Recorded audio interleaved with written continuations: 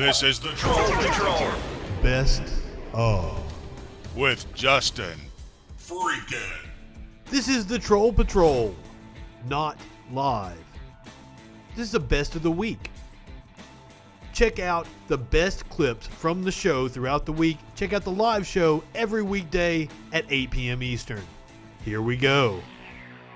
But I would like to start off the night by playing a clip from last night's show. What the Democrats did in this election, which is to misuse the absentee ballot process and the mail-in ballot process in order to cheat. So they really cheated in two respects. No. They leaned on mail-in ballots because we're in the middle of a goddamn pandemic, and I'm amazed that Rudy hasn't tested positive yet. He's been flying all over the place, holding press conferences next to a dildo shop. I've never seen him wear a mask. He was even at the White House super spreader events. I don't think Rudy is human. I think he's some kind of a lizard person. Now, after watching that video, I think you guys can imagine what I'm going to say. Now, while Rudy has not tested positive, Rudy Giuliani is currently in quarantine. I'm not sure he's human, though. So, I'm not banking on him dying from the COVID. But let's run down the list of people who we found out today have tested positive for COVID. Starting with Donald Trump Jr. has tested positive for COVID-19. Florida Senator Rick Scott has tested positive for COVID-19. Now, it's a Friday. One of the reasons why I think the news is coming out today is because a tactic of politicians is to do what they call a news dump on Fridays. What up? Glad to have you back. Because people are out. I mean, I don't think people are out partying tonight because, COVID and everything. Stupid people might be out partying tonight. But usually people aren't paying attention to the news on Friday. So shit that they want to sweep under the rug, they usually throw out on Fridays. News like Rudy Giuliani's son has tested positive for coronavirus. Also, when I saw pictures of him, I thought it was Eric Trump. Like, what a weird looking guy. I mean, I'm not one to talk about other people's looks, because shit, look at me. But he's definitely got a very Beavis kind of look to him. Now, after all the news of the positive tests came out, apparently the Trump legal team wasn't in the White House when the GOP representatives met with Trump earlier today. Michigan's top two legislative leaders vowed that the presidential candidate with the most votes will win the state's electoral votes after departing a Friday meeting with President Donald Trump at the White House. Now, even Sidney Powell was on Fox the other night. It seems to be what they're going for. They're wanting to try to get the electors and Republican state legislators to flip and give the election to Trump, despite the fact that Trump lost the election by a significant margin. It's looking like Joe Biden is going to win by about 6 million votes in the popular vote. His count is up to 80 million now. But these motherfuckers were flown to the White House today to meet with President Trump for what I assume was Trump trying to badger them and pressure them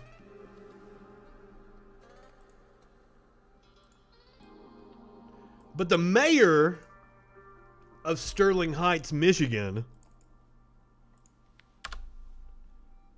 said today that Trump is deliberately lying to Americans about the election. He absolutely is. So is Trump's legal team. We've gone over, and man, like, I cannot, over here on the parlor, I cannot tell you how many people just like, this was me responding to a right-wing, I can't remember who it was, Ryan Fournier. I have no clue who he is. I was responding to him.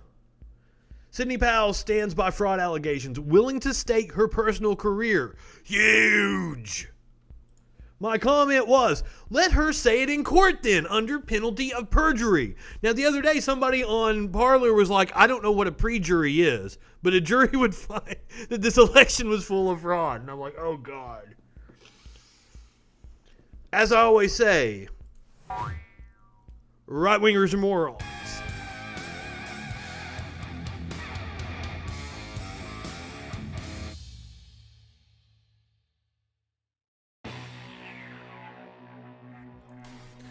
Alex Jones had his bullhorn out this weekend at the MAGA rally. On notice that you tried to steal our election and the whole world's awake and America is not putting up with it.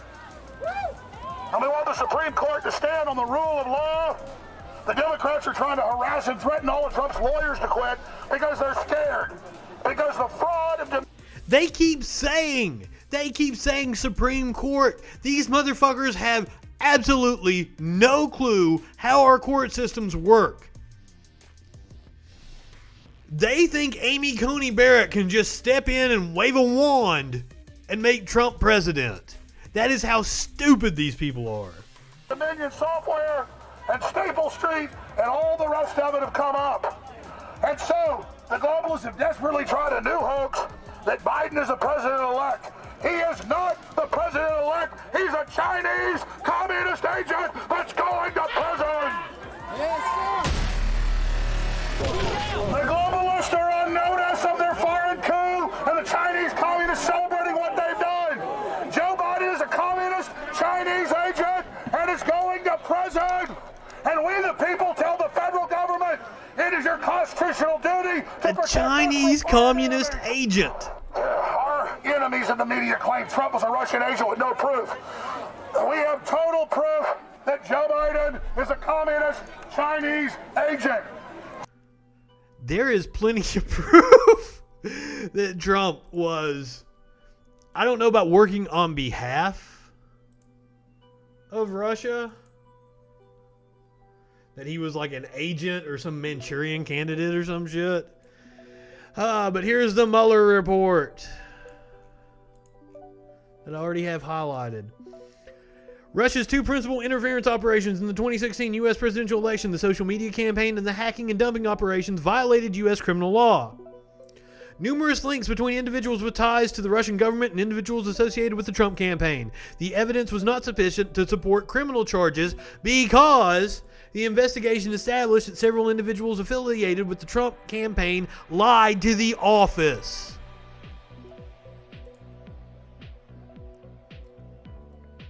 Joe Biden is a communist Chinese agent.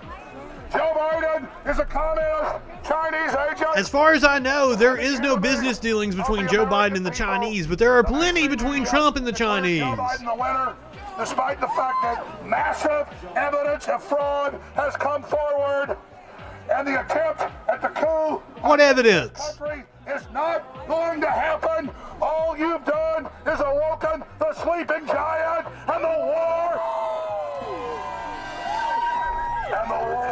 to restore our republic has... The sleeping giant. The silent majority. They have such weird ways of referring to themselves. As if this motherfucker hasn't had a bullhorn yelling for 20 fucking years. Just begun.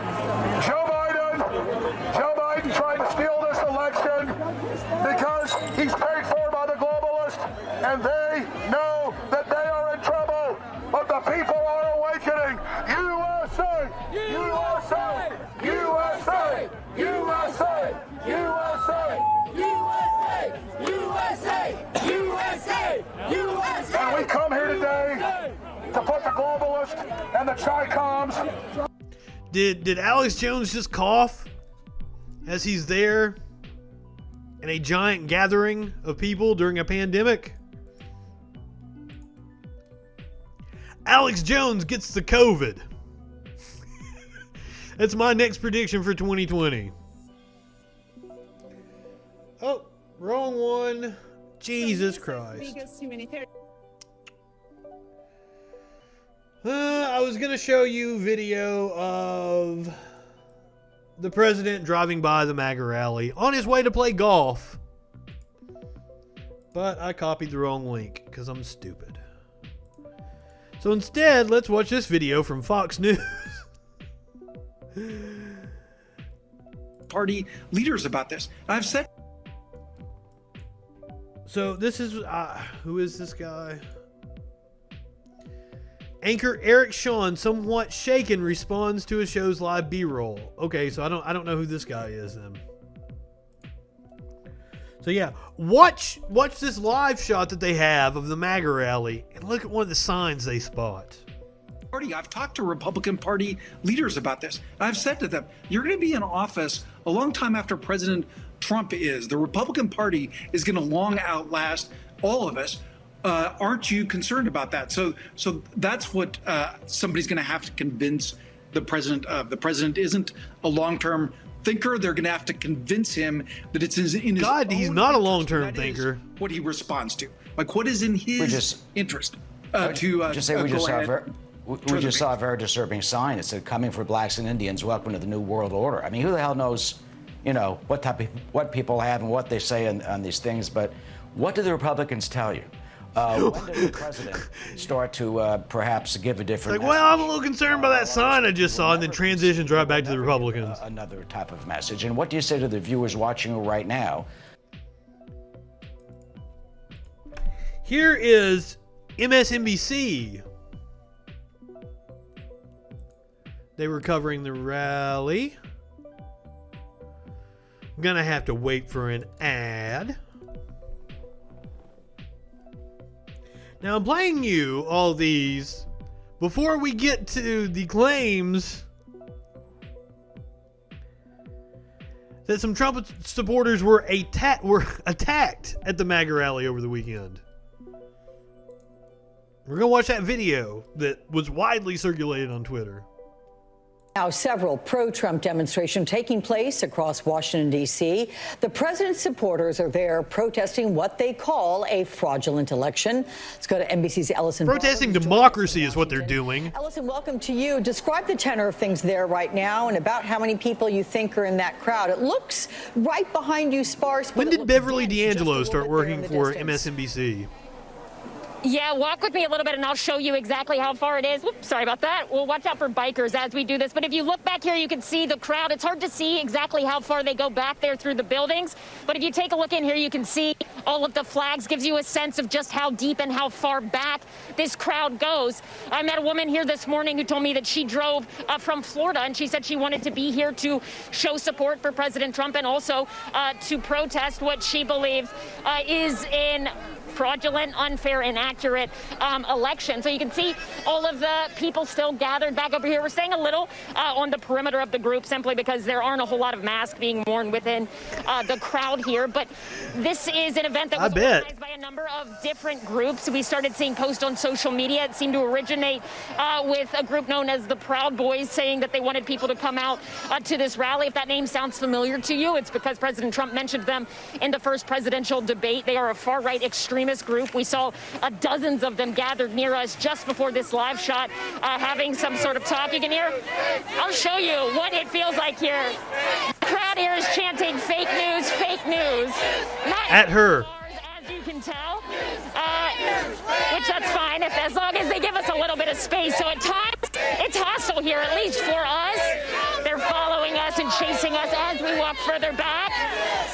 They say that this election is fraudulent. When I asked someone earlier today if there was anything that would make them accept these results, they said they would maybe accept them once they were certified, but they still wouldn't believe them. This gives you a sense of the crowd here. They have no intention of accepting the election results. And as you They have no intention of accepting reality. Not fans of ours either. Alex? Yeah, but They're not fans of ours either. No. They're not fans of anything that tries to poke a hole in their bubble. Now, she mentioned the Proud Boys. As I understand it, every extremist white supremacist group in America was in D.C. over the weekend. Today, November 21st, 2018, I'm officially disassociating myself from the Proud Boys. So that was the former leader of the Proud Boys. After that, they, what was this guy's name? Enrique Tarrio has been the leader of the Proud Boys up until this little split. Infighting has broken out between two leading members of the Proud Boys group, with one announcing he will be taking control of the far-right organization to address white genocide and the failures of multiculturalism. Kyle Chapman, who set up the tactical defense arm of the Proud Boys, has criticized the group's chairman, Enrique Tarrio, while announcing a so-called rebranding of the organization. Writing on encrypted messaging app Telegram, Chapman used racial slurs against Tarrio and other neo-Nazi rhetoric while announcing that the grifting leaders had been deposed and the group would be renamed the Proud Goys.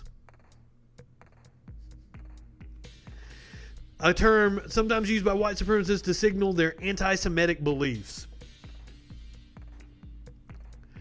Due to the recent failure of Proud Boys chairman Enrique Tarrio to conduct himself with honor and courage on the battlefield, it has been decided that I, Kyle Chapman, reassume my post as president of the Proud Boys, effective immediately.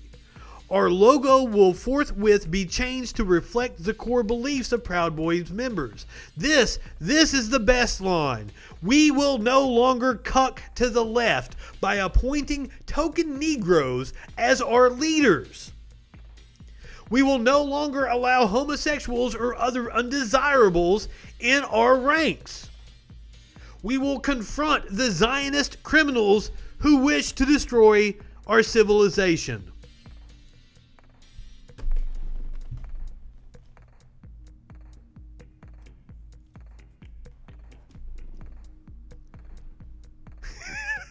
People tell me that the Proud Boys aren't a Nazi organization.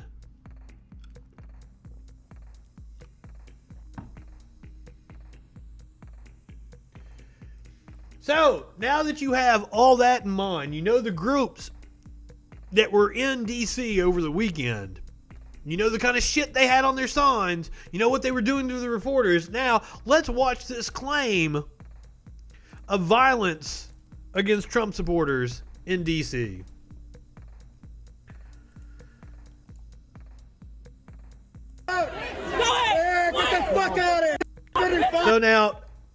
So I've only watched a second of this video so far. That is the violence that we see, somebody getting slapped in the head. Get the fuck out of here! Who I assume deserved it. You gotta love the way that dude was wearing his mask like a chin diaper. He had a mask on, but it wasn't over his fucking face.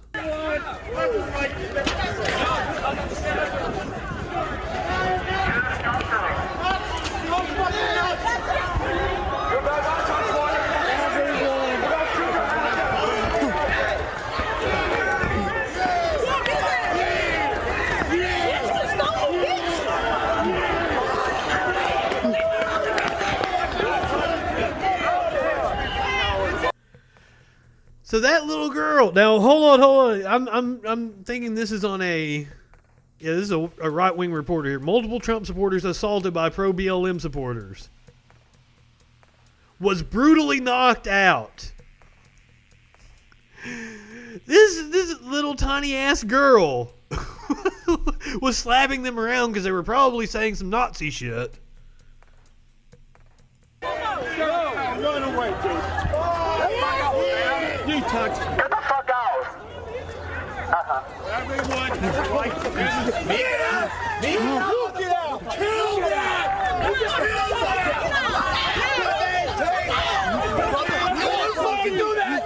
None of you want to fucking do that. None of you. So wait a minute. This dude looks like he's a right-winger. You touched me. Get the fuck out. Everyone.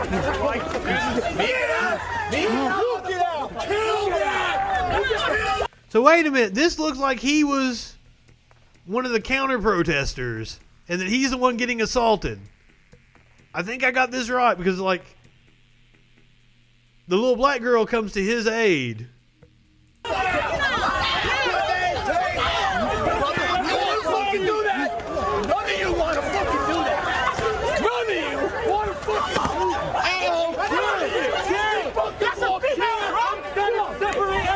So this looks like the violent dude to me.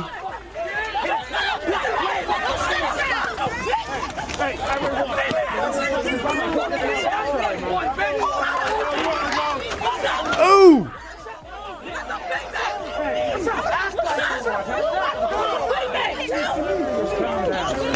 Yeah! Yes! He totally instigated that. He deserved that.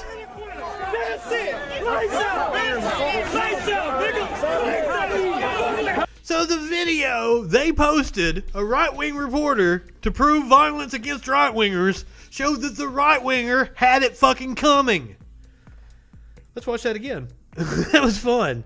Let's make sure we see the whole thing here. He looks like he's the one. This guy's just walking around with the bullhorn. They're assaulting him.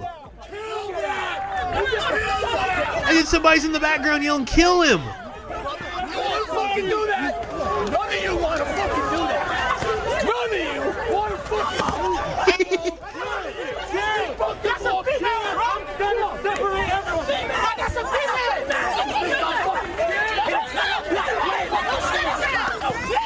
Hey, everyone!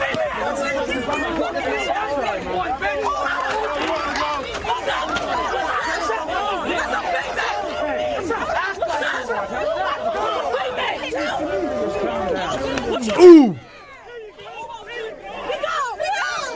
Oh, that was great. Oh, somebody stomped him in the head.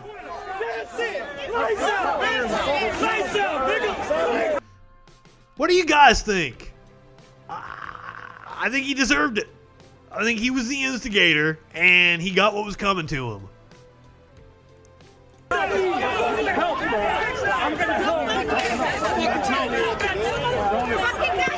Play stupid games.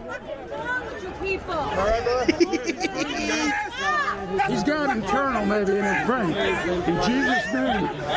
Here, Lord, please. Thank you, Lord. He had something wrong with his brain before he took that spill on the ground. Get him over here. The people you wanted to fight. You gotta get him over here. I got you. We got you. Back up. Why you guys letting this happen, dude? Like, I didn't get that wrong, right? That wasn't my personal bias. That dude instigated every bit of that and got what was coming to him.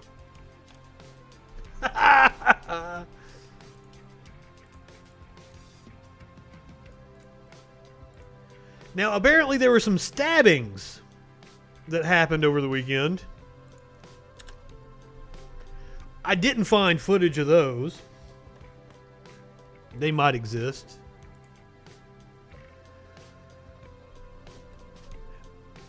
But now,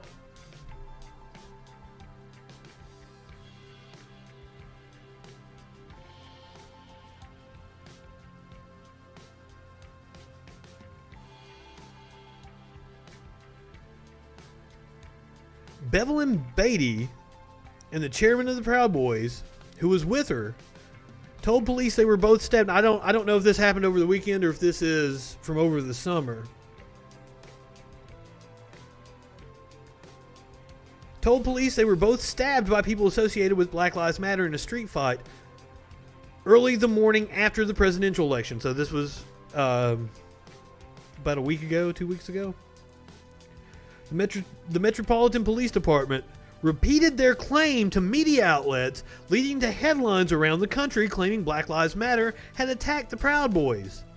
But there is no evidence Black Lives Matter had anything to do with the incident. And if it's like the video we just watched, they probably had it coming because they were doing some Nazi shit.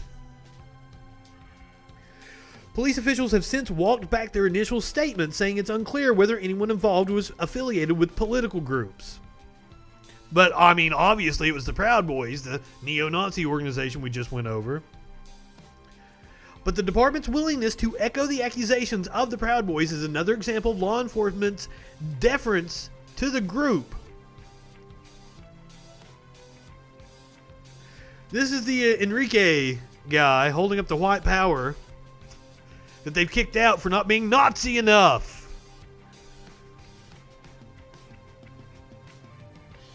This group has been involved in all kinds of violent activities, and it seems that law enforcement's response to them has been reluctant. Do you know why? Because cops are fucking Nazis.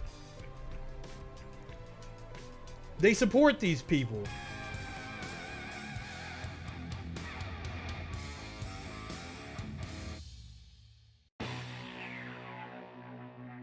The worst person in the world, Mitch McConnell. Certainly, there is no time to waste.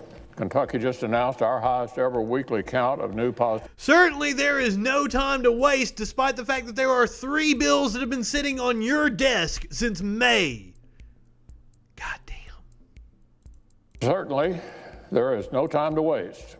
Kentucky just announced our highest ever weekly count of new positive cases. The numbers are troubling in places all across our country.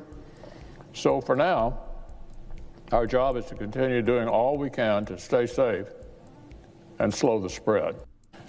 But they're like, he's from the party that is doing everything they can to fight mask mandates, to not pay people to stay home.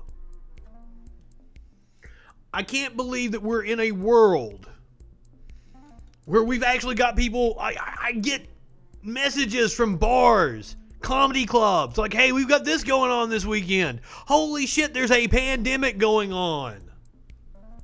But I understand you have to make a living. If the government isn't going to take care of you, what other choice do you have?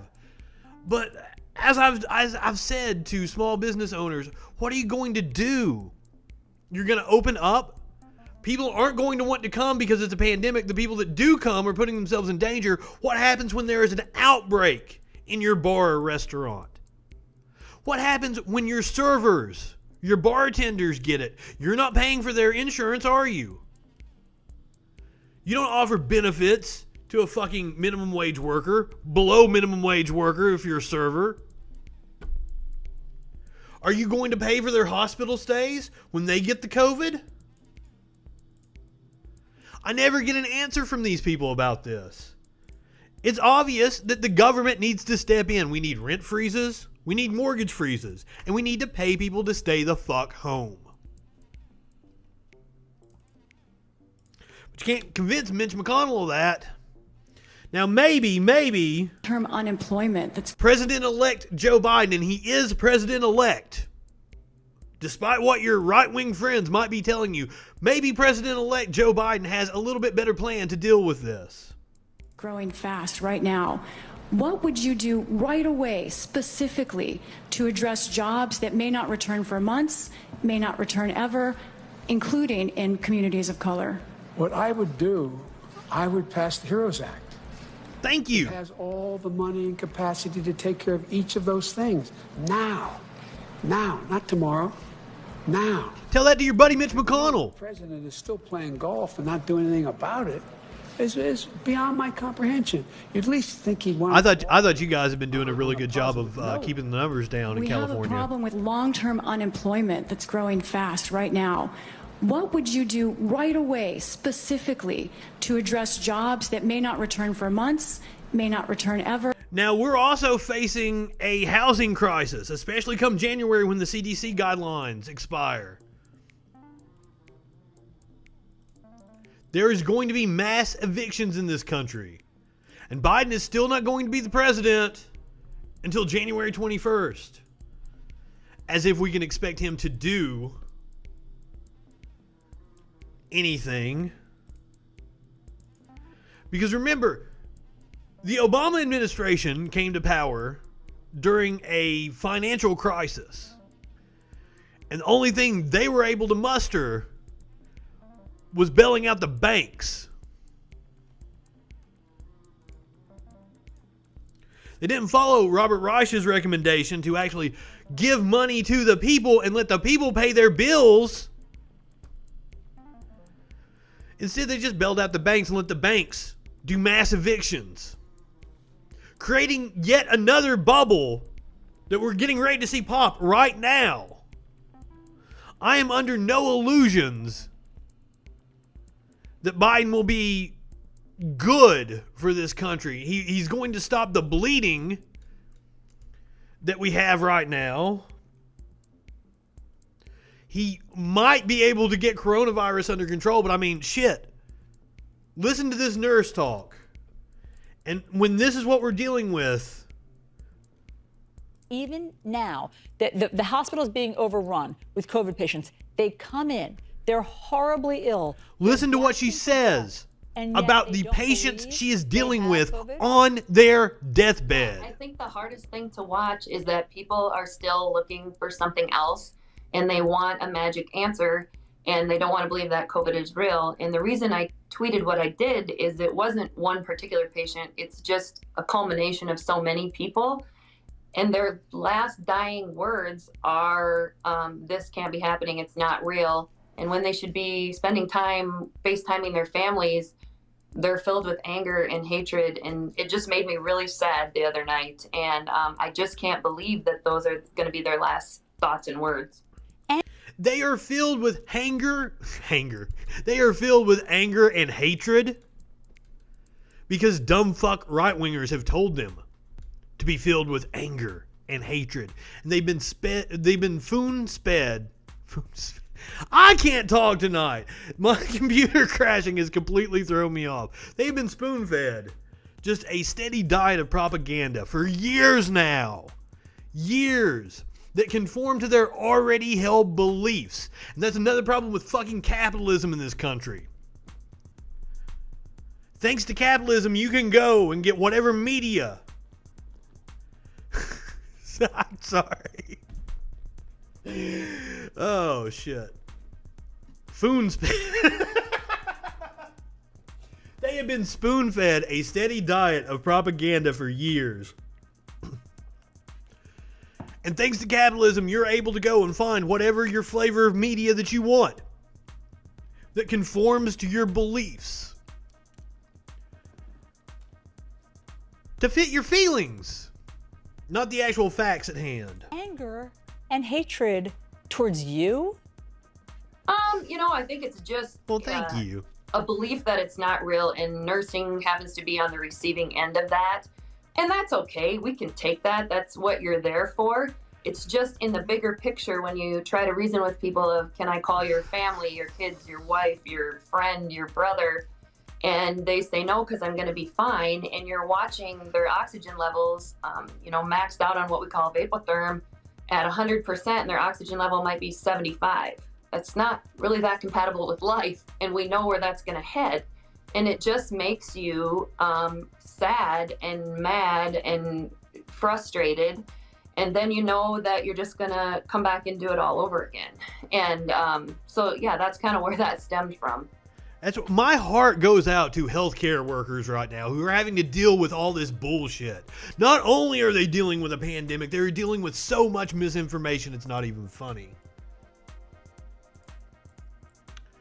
So of course, I'm going to follow up by showing you a video from Fox News full of misinformation. This is Tucker Carlson. I believe this was Friday night.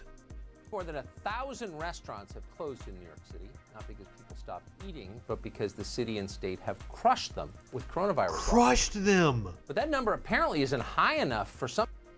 The city and the state aren't crushing them because of the coronavirus restrictions. The federal government is crushing them by failing to provide relief, Tucker. No matter where you pause a Tucker Carlson video, he is always making one of the craziest faces. Some politicians in New York, they've Watch, we're going to do it again. All bars and it's almost the exact same face. Oh, after 10 p.m. unless that it's furrowed a brow. dance party celebrating. His face always cracks me up. I'm sorry. Joe Biden. Otherwise, it's very dangerous. That, according to the Party of Science. I keep having dreams that I walk out of the house and forget my mask, which I never do. I rarely leave the house. And when I go, I always have, like, I have surgical masks, and they come in, like, packs of 3 or 4. I'd, like, take a whole pack with me every time I go out. But yet I keep having these weird dreams where I leave the house without my mask. I have no clue why. The Festival restaurant in New York City opened a couple of months ago, even though howdy, partner, everything it can to wreck his livelihood. At the time we spoke to him a couple of months ago, he said New Yorkers will survive. Are they? Tyler Hollinger joins us tonight. Tyler, thanks so much for coming on. How are you surviving? And do you expect Tucker, it's so good to be on the show again. Thank you. Tucker, first off, I want to say... I mean, seriously. Do you get a lot of New York City guys with the metrosexual haircuts and the denim and the bandanas around their necks? Is that a look you see a lot in New York City? You. And I wanted to say thank you to your community. Because after I came on the show the first time, the overwhelming support, love, compassion of your community, buying gift cards, coming to the restaurant, was absolutely mind-blowing. And Good. It is a testament to the beauty of humankind that we look after one another, and I want to say thank you. Well, thank you for saying Secondly, that. Oh, you're getting all teary-eyed. Oh, my gosh. You have the most amazing viewers, and this kindness is overwhelming, and the gratitude is amazing. De Blasio and Cuomo will not stop us. Do not give your money to this grifter. Look at how nice that restaurant is. Give your money to local businesses that actually need it, not this faux cowboy that goes on Tucker Carlson's show. Let's be clear. They will not stop New Yorkers. They will not stop New York businesses because they are temporary individuals. And the businesses and the people that live in New York... They're going to be very temporary when they die of coronavirus. It's such a nice point. I wonder, in the short term, though, they're still here. Can you make a living if you have to close at 10, 10 being the hour at which coronavirus becomes dangerous, apparently? Oh, my God. Yes. Apparently, those out... That is called a straw man argument. Yeah. Apparently, Which one? Which one has a punchable face? To dine late are just going to come an hour early on top of the people that are already there. So what you've created is a bad situation for more crowding as opposed to allowing people to spread out over time, enjoy their meal. Now people are going to be more on top of each other, which is insane. This government just allowed 1,000-person rallies to happen for Joe Biden all over the city, but yet you can't have Thanksgiving for 10 people? Something is... Holy shit. No, they didn't allow. First of all, like, if you're out in the streets, that is constitutionally protected speech. They didn't just allow it. Like, there weren't rallies for Joe Biden. People were just so happy that Trump lost because of his lack of leadership during coronavirus that they were out in the streets celebrating. Now, I didn't do that. One, I think it's kind of absurd to celebrate Joe Biden. I voted for him, but I'm not celebrating the fact that he's going to be the president. I'm not a fucking sycophant. You want to talk about rallies? Stay tuned for the MAGA rally. We're going to play some video from that here in just a little bit. Very, very wrong. You make such a good point about forcing people to eat in larger numbers when you constrain when they can eat. Did you tell the city that or the state that? Did they consult you before shutting down your business at 10 p.m.? We got to talk about it, though. The city has no interest in hearing what small businesses think. Every day we are visited by another government official trying to shut us down, trying to impose fines, legislations, restrictions, when we're just out there keeping people safe.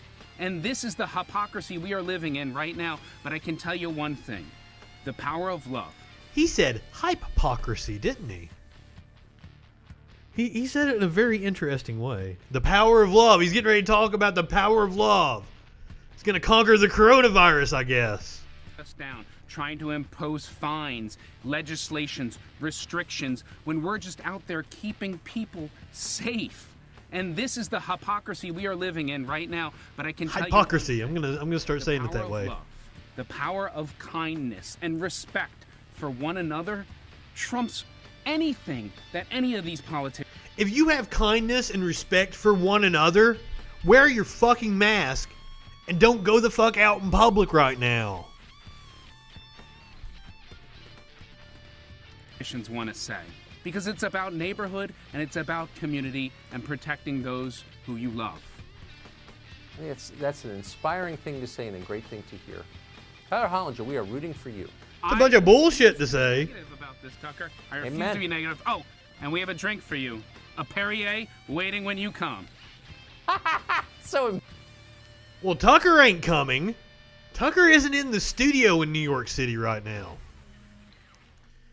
Tucker has been doing the show from his house. Because Tucker ain't going to your little restaurant. Tucker understands the danger. Even though he's on his show spewing bullshit. Tucker is a fraud. This is Chuck Schumer on Friday. We also need help for our restaurants and our independent venues, all of which are in the Heroes Bill, which passed the House. In May. In an effort to compromise, took $1 trillion off. You say Tucker doesn't have sex, but he has at least 3 children, I do believe, that look literally like the children of the corn. It's freaky looking. Look up Tucker Carlson family. It's... And I think the kids all have the furrowed brow, too, when they're looking at you. Restaurants and our independent venues, all of which are in the Heroes Bill, which passed the House. Speaker Pelosi and I, in an effort to compromise, took $1 trillion off that Heroes Bill and said, we're willing to compromise. But Leader McConnell has not done that. He said he has 20 members of his caucus who want no money, despite the greatest economic crisis since the Depression, the greatest health care crisis since the Spanish pandemic flu. 20 in his caucus want no money. Leader McConnell should say the heck with you. Now, here lately, it seems like Chuck Schumer, who is usually very absent from the public eye, it seems like Chuck has grown a set of cojones. Now, I wonder what possibly might be going on in New York that would cause Chuck Schumer to start acting like he's got some balls. Now, word going around is that Alexandria Ocasio-Cortez might run for his seat. He's up for re-election in 2022. And he's seen some of his friends get beaten by progressive challengers. This is how you move the party to the left. Primary the hell out of these motherfuckers. Let's get started. 2022 is our year.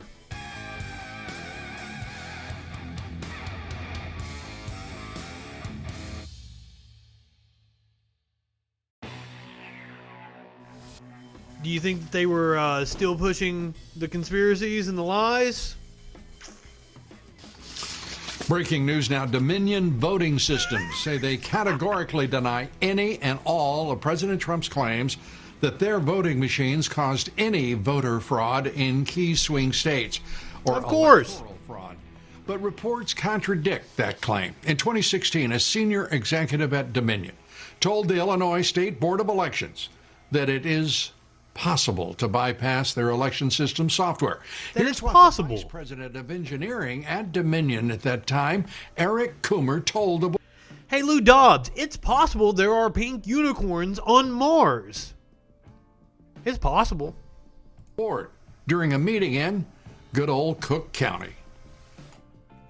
No, we are not allowed to do routine updates without having to go through a recertification effort, but we do routinely give guidance on how to best secure systems, and also going back again to the final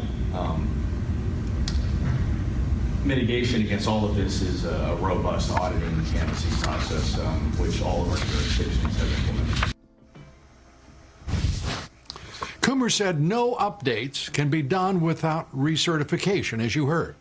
Mr. Coomer's assurances of a secure system, however, are contradicted by the fact that various vendors, election officials, and others reportedly can access the voting machine code without an update being required. And we know that there were updates on those machines a day before the election. Well, joining us I would tonight is assume Sidney Powell, a member of President Trump's legal team, General Flynn. a member of President Trump's legal team. Remember, this is a lawyer turned fiction writer, which is exactly why she is perfect for the bullshit they're spinning. Defense attorney, a great American and prominent appellate lawyer. Great to have you with us, Sidney. Let's start with Dominion. And they didn't even mention that. Like, she hasn't practiced law, like, other than defending Michael Flynn. Like, she's been a TV producer and a writer for the past 20 years. Maybe longer. I think it went back to the 90s. She just takes on these bullshit cases to try to raise her profile amongst the MAGA people. Disavowal of any claim of fraud against the company, its software or machines. Your reaction? Well, I can hardly wait to put forth all the evidence we have collected on Dominion, starting with the fact Hulk that Hogan may be a great American. Terry Bollea is a piece of shit. Results in Venezuela for Hugo Chavez, and then shipped internationally to manipulate votes for purchase in other countries. Now, I've started doing some digging about the Hugo Chavez shit, and like, this is some report from back in 2006 in the New York Times that, like, it's this contracting company with Dominion. Like, I haven't even been able to piece it all together yet. This company that Dominion is contracting out to had some people from Venezuela that worked for their board. This one, it was funded by money from Venezuela and Cuba, and China has a role in it also. So if you want to talk about foreign election interference, we certainly have. Now, that they're also, apparently this Dominion company was counting the ballots in Germany or some shit, because they just want to throw out different countries, it appears. It now. We have staggering statistical evidence. We have staggering testimony from witnesses, including one who was personally in briefings when all of this was discussed and planned, beginning with Hugo Chavez and how it was designed there, and then saw it happening in this country. As soon as the state shut down on election night and stopped counting, those are the states where the most egregious problems occurred. We also need to look at, and we're beginning to collect evidence on the financial interests of some of the governors and secretaries of state who actually bought into the Dominion systems, surprisingly. Keep that in mind. We're getting ready to play a press conference from the Secretary of State in Georgia, who has been assaulted by people in his own party for doing his job. Enough. Hunter Biden type graft to line their own pockets by getting a voting machine in that would either make sure their election was successful or they got money for their family from it. Well, that's straightforward. There's a hell of a name drop there, throwing out Hunter Biden. Be quick to go through and to produce that investigation. And that's what I wondered. I had a conservative friend send me a picture of Sidney Powell. Said she got all kinds of voter fraud evidence. And I said, what? Did you find it on Hunter Biden's laptop? The results of it. The December deadlines are approaching for electors, and just as we saw in 2000 with Bush v. Gore, how critical are those deadlines, and how urgent does that make your investigation and discovery? Well, for fraud this serious, I think even if the states are stupid enough to go ahead and certify the votes. Look at you dropping a tease. Give us a link so we can get up on your stream here after my show. Where we know the machines were operating and producing altered election results. If they're stupid enough to do that, then they will be set aside by the fraud also.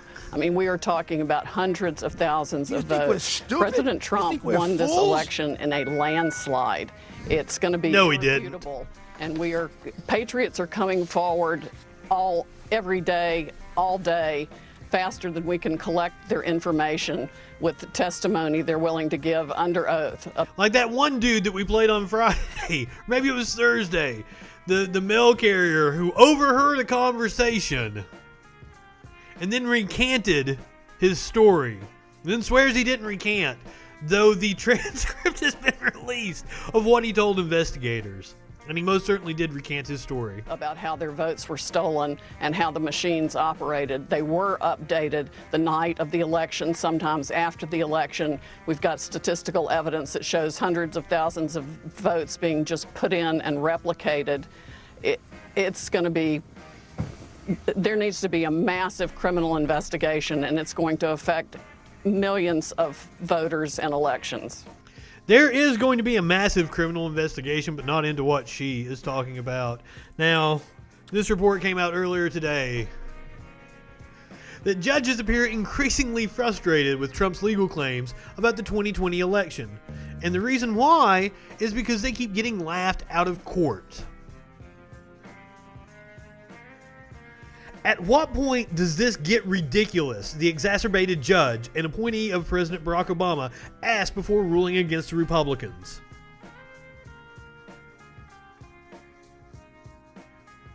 Judge after judge after judge has asked, in essence, where is the beef? A reference to what, a 40-year-old TV commercial? Jesus. The Attorney General for the District of Columbia and a frequent Trump critic in a call with reporters said Friday. We have seen numerous instances where affidavits have been filled out only to be immediately pulled back once tested in state and federal court.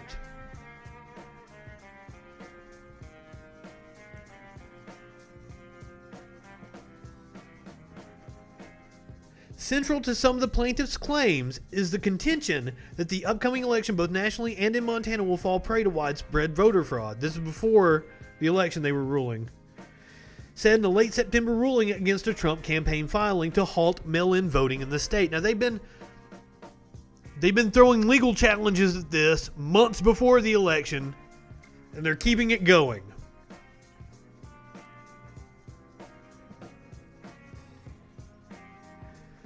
Oh yeah. I think I showed the transcript of this. What I have at best is a hearsay affidavit. If there's something in that affidavit that would indicate that the witness observed activity that would be a deprivation of the rights of poll watchers, I want you to please focus my attention on that. I heard somebody else say something. Tell me why that's not hearsay. Come on now. So then once the Trump lawyers admitted, people got to what the poll watchers were allowed in for the Trump campaign. Then the judge asked, I'm sorry, then what's your problem? Before throwing the case out. They have won, I think, 2 cases thus far. And they have all been, like, stupid. The 2 that they won were just over silly. Got like 5 ballots thrown out in one, I believe it was. Now, the Georgia Secretary of State held a press conference earlier today because senators, God, I don't think Perdue's a senator yet. He may be. I don't remember exactly. But Perdue, that's running for the Senate, and then Kelly Loeffler, who was appointed to the Senate, they're both in the special elections in January in Georgia, have asked that the Secretary of State, who is a Republican, resign.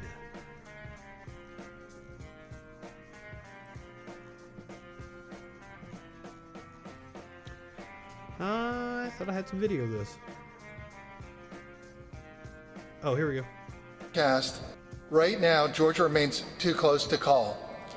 Out of approximately 5 million votes cast, Oh, I'm sorry. This was November 6th. we'll have a margin of a few. I thought it was him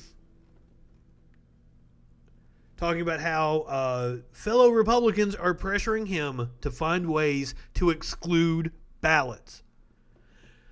The people trying to commit voter fraud in this election are Republicans trying to deny legally cast ballots. We went over it. The old lady in Georgia that they accused her of being dead. The military families that are having their votes challenged for being out of state when they're just stationed out of state.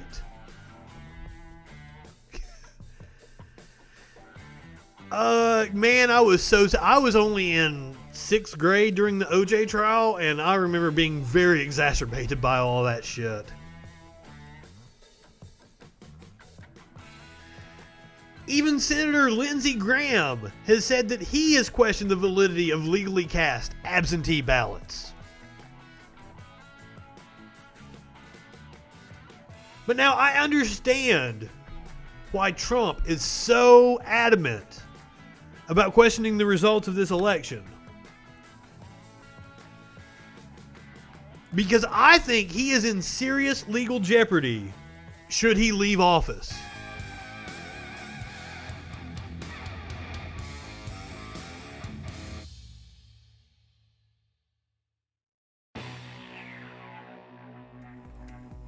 As I said, Rudy Giuliani made his first court appearance since I think it was 94 that he had been in a courtroom. Apparently he was a little rusty.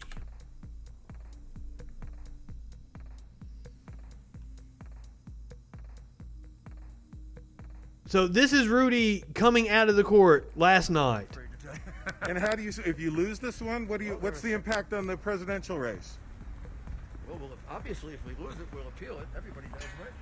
And then second, there are 7 other cases I have to think about. Isn't time kind of running thin on you guys? No. We're still well within the Gore schedule, aren't we? And are you going to be arguing all the cases from here on out? Now, remember, Sidney Powell said they had a fire hose of evidence that they were going to be presenting. That was her Friday night on cable news. This is Wednesday evening. What fucking evidence? Where's your evidence, Sidney? Now, let's listen to... Rudy would have been the plaintiff. This was the defense, which would have been on behalf of the state. The guy who argued against Rudy Giuliani in court. Cartoonishly incompetent efforts to steal the election are not over yet. Rudy Giuliani today appeared before a federal judge in Williamsport, Pennsylvania, to make sweeping and baseless claims. I'm joined now by the attorney who argued against Rudy Giuliani in court today, representing Philadelphia, Allegheny, Montgomery, and Chester counties, Mark Aronczyk. Mr. Aronczyk, it's good to have you on. First, I wonder if we could just start with what was the case? What was the Trump campaign asserting? What was the argument before the judge? The Trump campaign came in through Mr. Giuliani asserting a fantasy world. That's what I've been saying the whole time. That somehow involves 11 different states in a gigantic conspiracy with the biggest cities in the United States all joining. Only the cities. To somehow manufacture votes and change mail-in ballots and somehow throw the election to Joe Biden. And I sat there dumbfounded because the story that was presented by Mr. Giuliani. Do you think we're stupid? You think we're fools? I believe this dude does. Giuliani bore no relationship to the actual complaint in the case. And when you're in court, you have to talk about the complaint. You have to talk about your facts. You have to talk about the law. When you're at Four Seasons Total Landscaping, I guess you can talk about anything. There seemed to be no distinction in what I heard today. And I pointed. And when you're at Four Seasons Total Landscaping, you can bring on your star witness who is a child molester. And right-wingers still take you fucking seriously. That out very strongly. It's embarrassing. So, the complaint, I mean, it sounded like he just sort of gave a kind of Giuliani monologue about all the nefarious actors who are trying to steal the election, independent from whatever the kind of legal claims they were pursuing was. But am I right that the remedy they're seeking here is to throw out all the votes in Allegheny County and in Philadelphia? Yeah, it was interesting. The remedy kept multiplying as Mr. Giuliani was talking. It started off that he was after 680,000 votes, and by the time he finished his... just throw out the whole damn election! I think we were up to 1,200,000 votes, and counting, I guess. It's absurd on its face. In fact, the whole presentation was absurd on its face. But I think what was telling was that when you're in a court and you have to sometimes explain yourself, you have to answer questions that the judge asks, and the judge pressed, is this about fraud? And where is it pled that this is about fraud? And after some hemming and hawing, Mr. Giuliani basically said, no, this wasn't a complaint based on fraud. Instead, it was based on some kind of all I can say is some kind of strange conspiracy idea. But what was also telling was that his opening statement practically was... I assume that he went into the Dominion bullshit. That seems to be their attack at the moment, judging from right-wing parlor, Twitter, yada yada. Was that he wanted to amend the complaint again. In other words, they've already amended this complaint once and took out almost everything that they had pled initially. All sorts of propositions fell out of the case. He then said some of that was a mistake. He wanted to put them back in. He wanted to amend the complaint again. It was, the proverbial moving target. So this dude had so much smoke blown up his ass after 9/11, the America's mayor and all that bullshit. I think he believes he can do no wrong. And these fucking rich assholes, they construct these bubbles. And if you have any semblance of intelligence, the cognitive dissonance is very hard to break through, because you can really make some intelligent arguments about why your bullshit is correct. And if you've been living in this right-wing bubble, which has just gotten worse and worse and worse, and you've had this smoke blown up your ass that you're America's mayor and shit, it results in you losing your goddamn mind. Rudy is batshit crazy.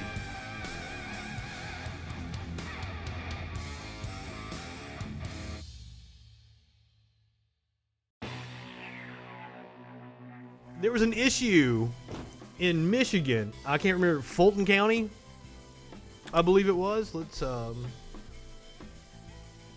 we've got the video here, but it's damn it. I think it's Fulton County, which is Detroit. The canvassers that certified the election results for the county, they deadlocked 2-2 because it's 2 Republicans, 2 Democrats. And the Republicans were like, oh, we're not going to certify. Well, they got called out, and we're going to listen to them getting called out right now. We also know that the Secretary of State and the Attorney General have already tweeted out that your legal arguments are rubbish. They are. When it comes to court. So we're not worried about that at all. I'm also not worried about any of your... I think I said last night that Trump was 2-22 in court. I was wrong on that. As of this morning, he is 1-25 in the court challenges. And the one win was just a procedural thing. Didn't get any votes thrown out. Oh, things are bad, so we can't certify arguments, because that's just ridiculous. You certified in August when they were worse. Less than 50% of the ballots were recountable. Now over 72% are. 58% of them are even balanced, when it was less than 30% last time. So it's doubled. It's gotten way better because the Secretary of State actually jumped in and did her job, unlike you. But I know it's not going to change your opinion. Now, I'm pretty sure the two people he is addressing are the two people that have pictures up and aren't actually live on the call, so unfortunately we cannot see their faces while they're getting called out. I believe it's this guy and this woman right here. You talked about not certifying Detroit, even though you acknowledged that Livonia, a city, by the way, I know you know is 95% white, had bigger variances than Detroit, which is 80% black. We understand, and you've now added your name. So I'm not going to try to change your mind. I just want to let you know that the Trump stink, the stain of racism that you, William Hartman, and Monica Palmer have just maybe I was wrong. Is going to follow you throughout history. It's not these two people. Sorry. When you think of you like Bull Connor or George Wallace, Monica Palmer and William Hartman will forever be known in southeastern Michigan as two racists who did something so unprecedented that they disenfranchised hundreds of thousands of black voters in the city of Detroit because they were ordered to. Probably, I know, Monica, you think Q told you to do it or some other crazy stuff like that. But just know when you try to sleep tonight, that millions of people around the world now on Twitter know the name Monica Palmer and William Hartman as two people completely racist and without an understanding of what integrity means or a shred of human decency. The law isn't on your side, history won't be on your side, your conscience will not be on your side, and Lord knows, when you go to meet your maker, your soul is going to be very, very warm. Now, apparently, that speech had an effect on them because they reversed course. The results in that county have now been certified. Now, I want you to... Because Republicans accuse the left, Democrats, of constantly calling them racist without evidence, yada, yada, yada. We're not all racist. This was the dude's posts on Facebook, the Hartley that he was addressing. So, he's totally a racist.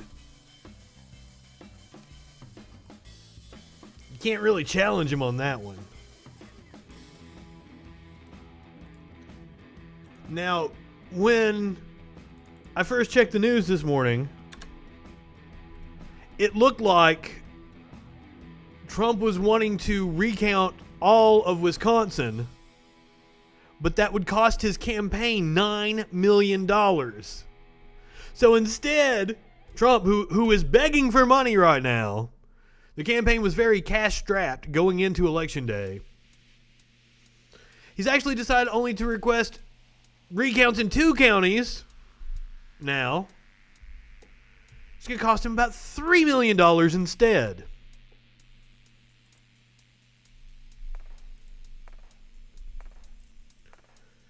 Dinesh D'Souza tweeted out a video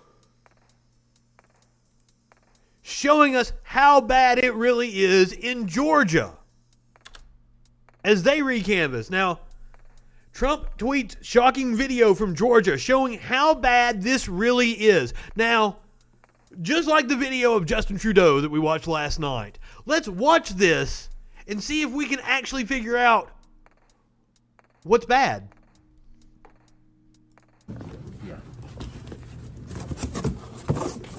I don't even know how to make it full screen. Is this it? Okay. This is on Rumble, by the way. You can go watch my videos on Rumble now because I do not let the right-wingers have their safe space. I am all over Parler. I am all over Rumble. You guys can't run from me, you fucking snowflakes. So if you want to view my videos on Rumble, I suggest you don't. Rumble is shit. Does not work very well at all. In my 2 or 3 days on the platform, I've gone, God damn, this place sucks.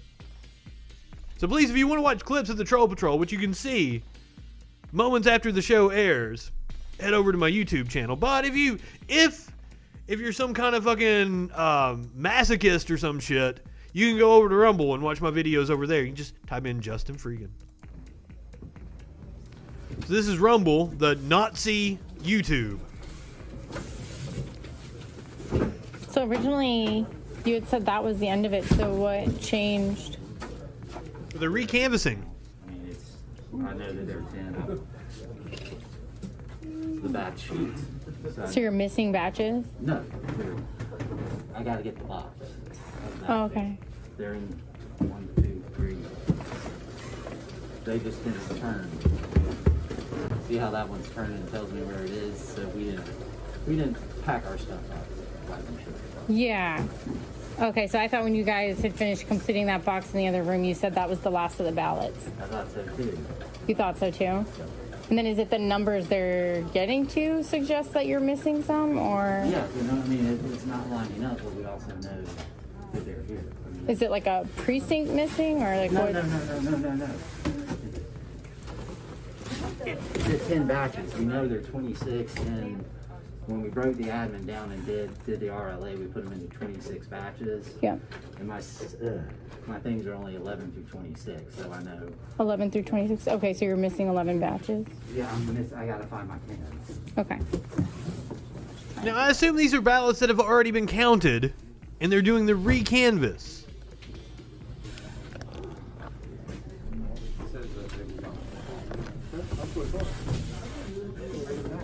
So this video is supposed to show us how bad it really is. Dude looks organized. Yes.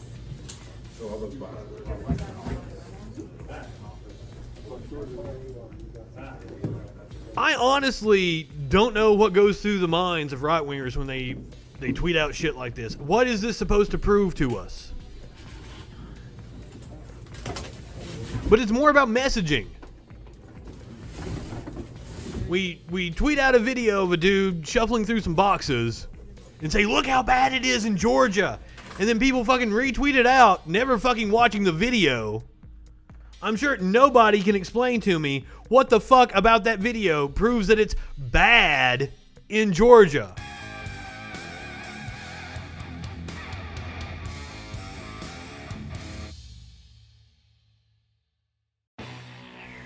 Just like how I will never understand how anyone could look at Ben Shapiro and decide that they were going to listen to him about masculinity. So a couple of obvious stipulations up front. Men have always done cross-dressing. There have always been some segment of men who cross-dress. Very often it was played for comedy. And the entire premise of Some Like It Hot is that it is funny when men cross-dress. That is not what the Harry Styles photo shoot is about.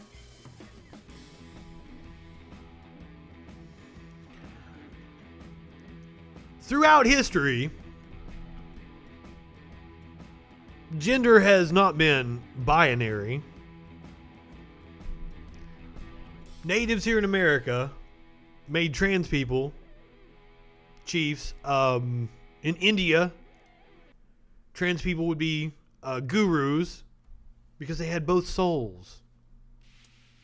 He is discussing a very Western idea of masculinity. Right? There have been pop stars who've done this before. David Bowie wearing a dress. They always look like idiots, by the way. They always look ridiculous. But the whole point is to be transgressive. Right? But what we are seeing with the Vogue article is not just an attempt to be transgressive, obviously. It's an attempt to redefine masculinity itself. Also, I didn't show it last night on the show.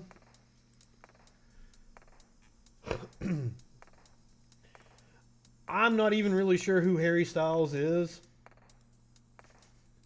I think he's from One Direction, if I'm not mistaken. This was his Vogue cover. It's like he's got pants on under the dress. Like, what the fuck are you talking about? Here's another shot. And that's not even a dress, that's a kilt. And I know some Scottish people that would punch Ben Shapiro in the face for calling it a dress. But, like, I don't know about you guys, but I think Harry Styles looks a lot more manly than Ben Shapiro, even in a dress. But don't get it wrong. Ben Shapiro loves stories like this. Ben Shapiro gets a lot of play. I am thoroughly convinced that he does shit like read the lyrics to WAP or talk about Harry Styles in a dress. Because one, it's good red meat for his base. Be transphobic, homophobic, against the gender non-binary folk out there. But two, it gets people like me, it gets the Majority Report, it gets the leftist media making fun of him, and in turn helps boost his numbers. My opinion on the claims that there is voter fraud. Well, those claims are bullshit, and Trump's own lawyers have stated that in court, so... I mean, this is overt in the article. I'm not making it up. I already read you the segments from the Vogue magazine article. Okay, so my friend Candace Owens tweets out, quote, "There is no society that can survive without strong men. The East knows this. In the West, the steady feminization of our men, at the same time that Marxism is being taught to our children, is not a coincidence. It is an outright attack. Bring back manly men." I want one of these dumb fucks to tell me what Marxism means. I don't think a one of them can define it. The steady feminization. How does Marx's critique of capitalism have anything to do with steady feminization? And what's wrong with feminization to begin with? I don't understand. And bring back manly men. Harry Styles is way more manly than Ben fucking Shapiro. Okay. Maybe not Candace Owens, though. What exactly is controversial about this? That masculinity is a good and important thing when channeled properly. It requires men to defend family. It requires men to provide. It requires men to channel their aggressive instincts towards defense of values and civilization. It requires assertiveness. Aristotle talks about masculinity in exactly these sorts of terms. Harvey Mansfield has an excellent book called Manliness, all about masculinity and what distinguishes it from femininity. Now, it's not that the left doesn't acknowledge these are qualities. The left fully acknowledges the qualities of masculinity and femininity, right? Which is why they suggest that there are a wide variety of genders. Because I constantly tell people, keep talking, you'll get your fucking face punched by a guy wearing sparkly fingernail polish.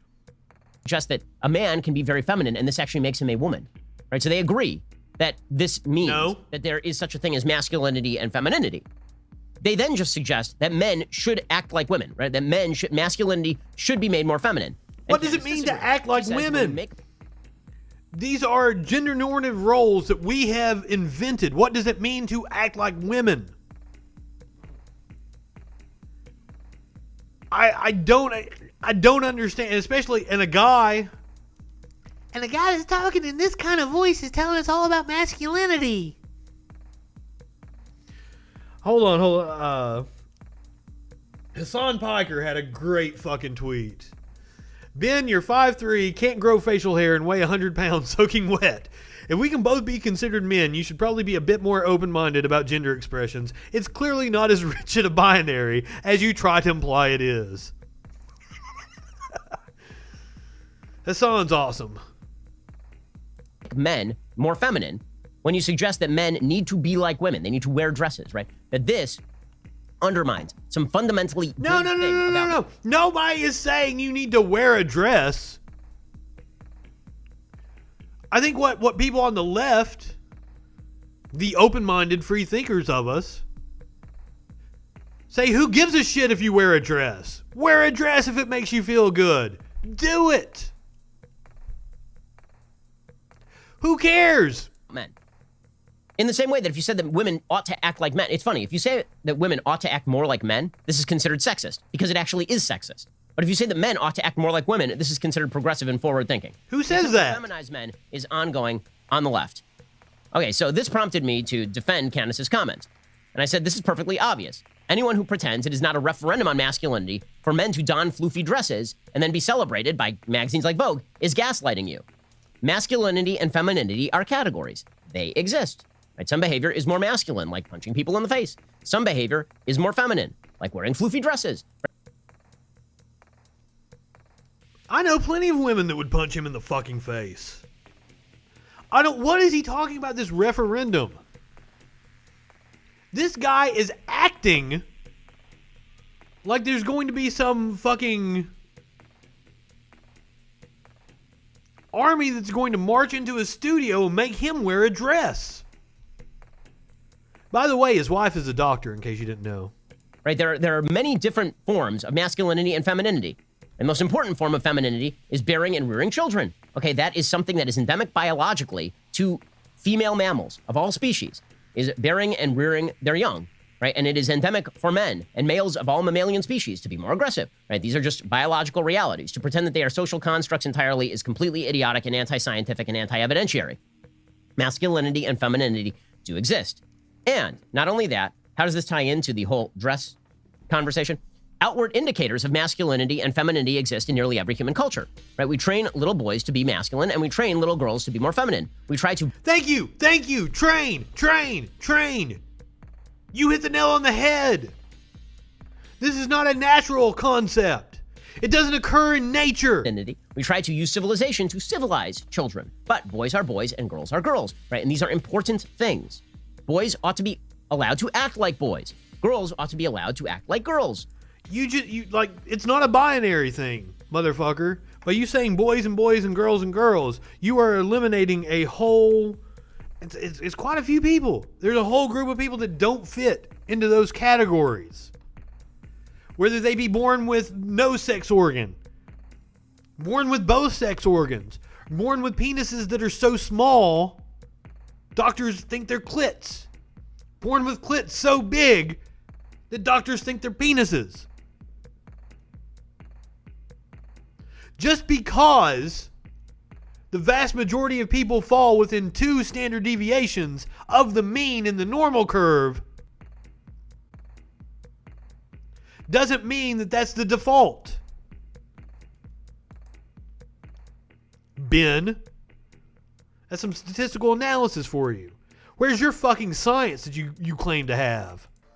Boys are taught to be more masculine in virtually every human culture. This is not a Western-centered thing. Boys are taught to be more masculine in virtually every human culture because the role of men is not, in fact, always the same as the role of women. There can be crossover. Men and women can do very many of the same jobs. But to suggest that men and women are identical and they are widgets created by social conditioning is just bullcrap. Nobody suggested that. It's scientifically true.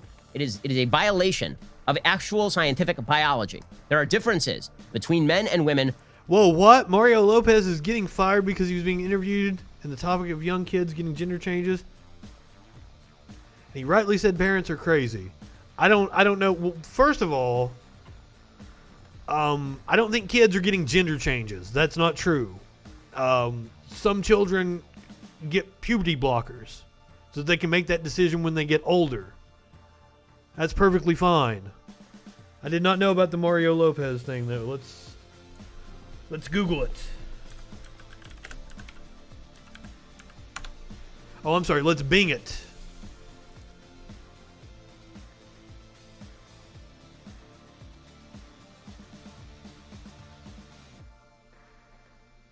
When did this happen? I'm not seeing anything about it. But what if that's what Mario Lopez said, that is transphobic. And it's misinformed. He doesn't know what he's talking about. And we shouldn't tolerate that as a culture.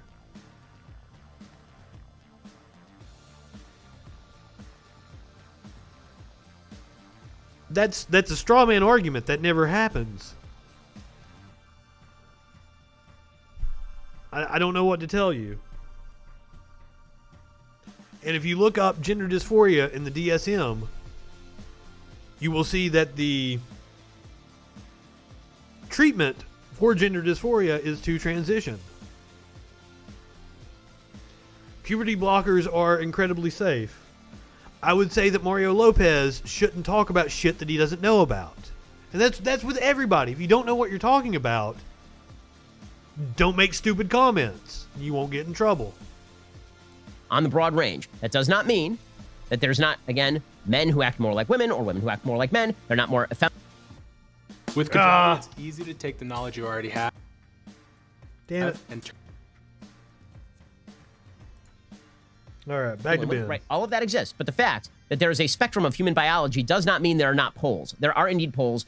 Thank you. He acknowledges it's a spectrum. Thank you, Ben. Thank you, Ben. It's not a pole. It's a normal curve.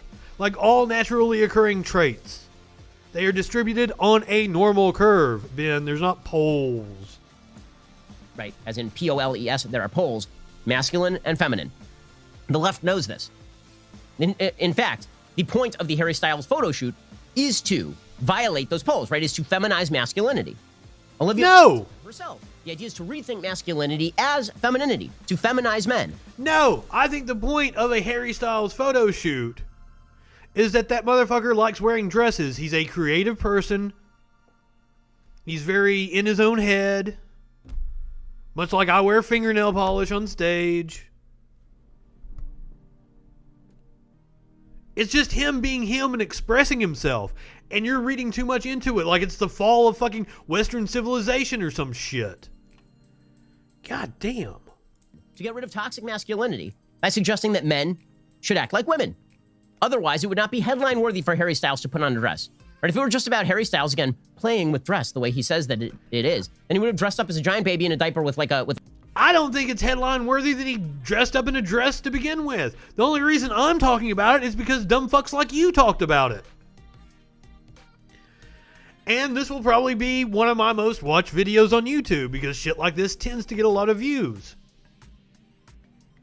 With a pacifier, right? Like, he's not doing that. He's dressing up in a women's gown because he's attempting to make a point, which is that men should be more like women. Right? And the left knows this. They know this. They openly say that you should let children choose their gender identity. Constructed. Right? You shouldn't force them to play with pink toys or blue toys.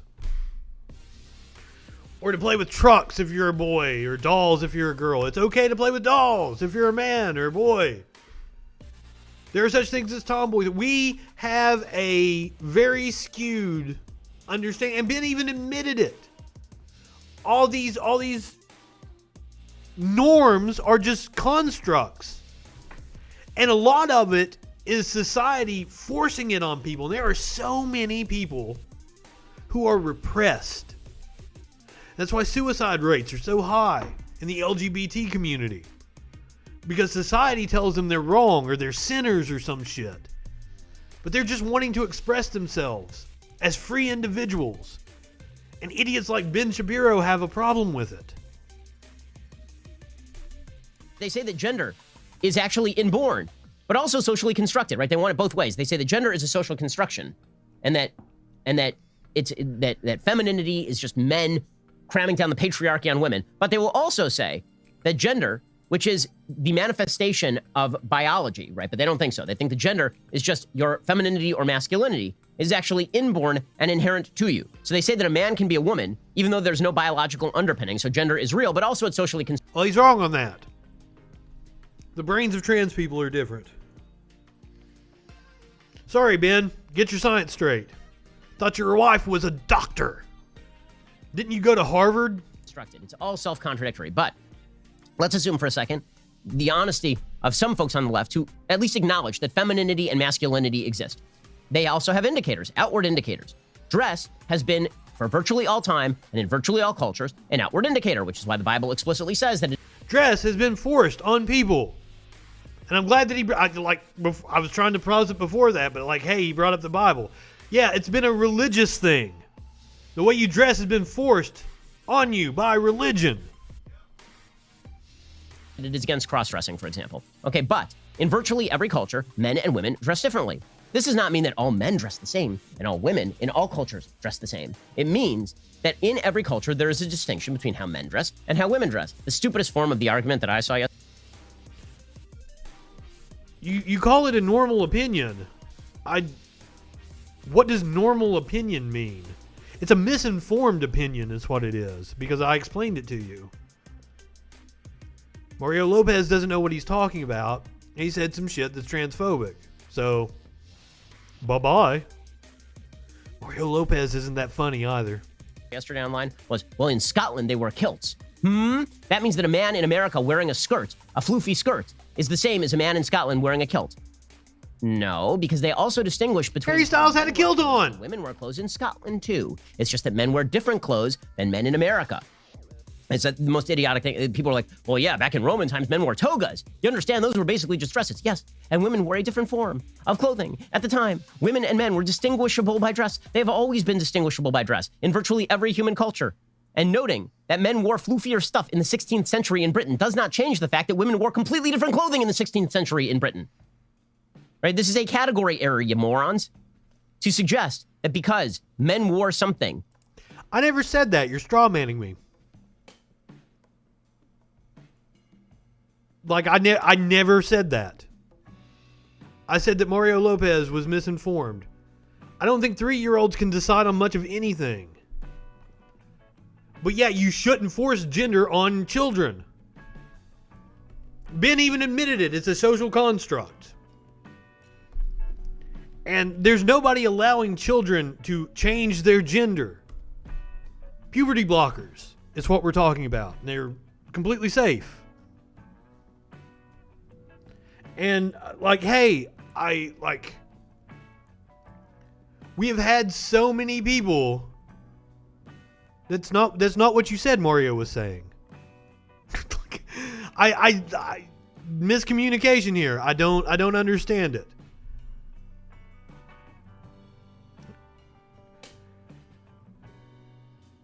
On the topic of young kids getting gender changes, and he rightly said the parents are crazy. But I pointed out, kids aren't getting gender changes. Kids get puberty blockers. That's not gender changes. So that they can make the decision on their own later. And you have to go through a psychological evaluation to have this done. Talk to some trans people, please.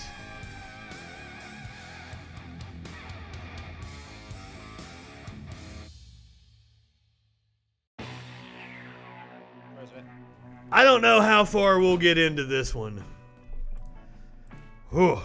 This is Tom Cotton on the floor of the Senate trying to give us a tortured history lesson. A great American anniversary is upon us. 400 years ago this Saturday, a battered old ship called the Mayflower arrived in the waters off Cape Cod. The passengers aboard the Mayflower are, in many ways, our first founders. Daniel Webster called them our Pilgrim Fathers on the 200th anniversary of this occasion. Regrettably, we haven't heard much about this anniversary of the Mayflower. I suppose the Pilgrims have fallen out of favor in fashionable circles these days. I'd therefore like to take a few minutes to... I have been on the train like this is a competent fascist. Listening to the Majority Report talking about it. It was Matt Bender on yesterday's show. He doesn't have the charisma or the personality to pull it off. And I was like, okay, that's a pretty good point. Now, somebody else that is angling for a run in 2024 that we need to be worried about is a man by the name of Ben Sass, and he seems to be growing some fucking balls here lately. Staking out his position. I worry about him. To reflect on the Pilgrim story and its living legacy for our nation. By 1620, the Pilgrims were already practiced at living in a strange land. They had fled England for Holland 12 years earlier, seeking freedom to practice their faith. But life was hard in Holland.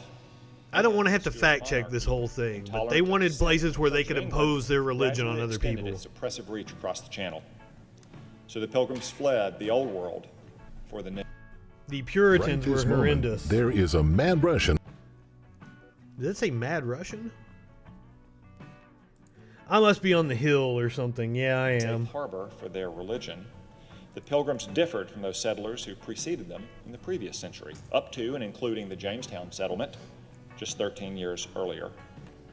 As John Quincy Adams put it in a speech celebrating the Pilgrims' anniversary, those earlier settlers were all instigated by personal interests, motivated by avarice and ambition, and selfish passions. Selfish passions? By contrast, I can believe that. Under the single inspiration of conscience and out of a sense of religious. I read an article earlier today that talked about how all aboard the Mayflower felt the one of same. the reasons why when they came to the New World, were known as strangers to the Pilgrims. and they saw like an abundance was because like the natives had really cultivated the land. Financial backers for business reasons. The strangers did not share the Pilgrims' faith, suffice it to say. Winston Churchill, in his History of the English-Speaking Peoples, wryly observed that the strangers were no picked band of saints.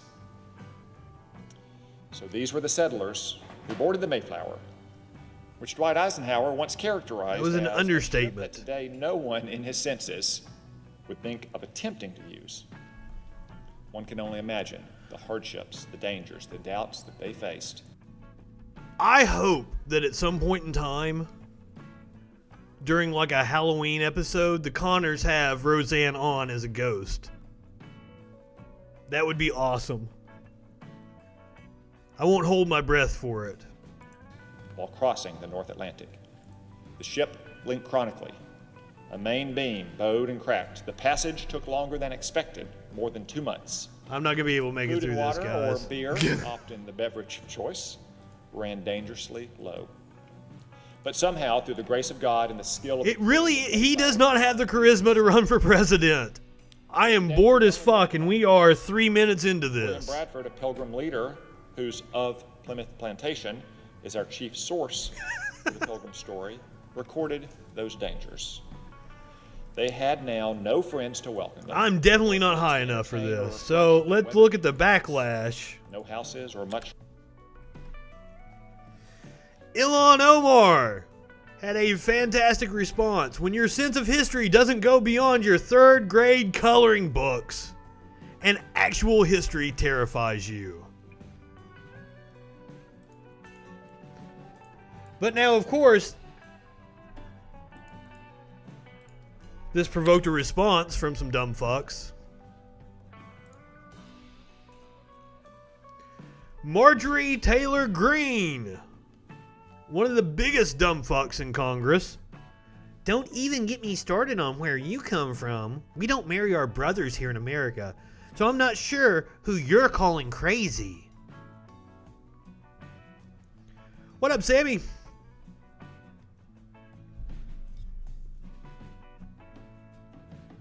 So they've had quite the heated exchange, it looks like. It's no wonder the squad fully supports Reverend Warnock, and everybody should, and oh my god! I'm from Alabama. We do indeed marry our brothers. I didn't marry my brother, though, I mean, he's a nice guy, I guess. So all the right-wing attacks on Reverend Warnock have made me really like the guy. They went hard on his arrest, I think it was last week. And when you look it up, he was arrested for obstruction of justice or obstructing an investigation because he was demanding that a kid have a lawyer present while the cops questioned him. I'm not usually a fan of religious people, but Reverend Warnock has won me over thanks to the GOP attacks on him.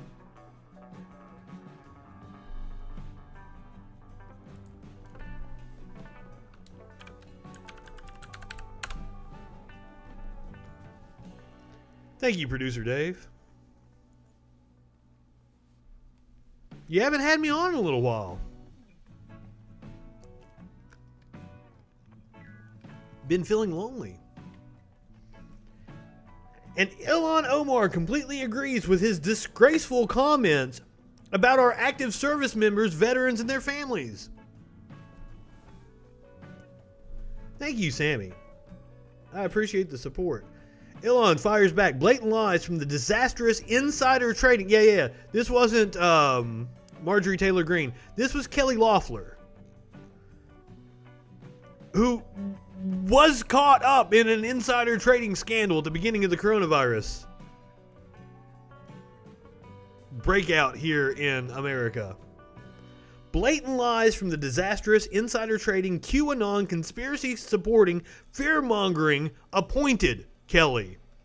Hasn't even won an election yet. To win an election, you run on ideas, debate your actual opponent, and defend your record, not run against the squad. He fucked up and found out. Omar is so fucking cool. Loeffler fires back. We saw the video of you smiling and laughing while talking about Al-Qaeda and 9/11. Ugh. We know that you funneled millions of dollars to your new husband's consulting firm. Now, that's a story I was going to cover here and we didn't have time. Spent about $2 million for her campaign on the consulting firm that her husband runs. Now, that's for video editing consulting services. In a tight congressional race, $2 million? That's pretty cheap. I actually thought about looking up what her opponent spent.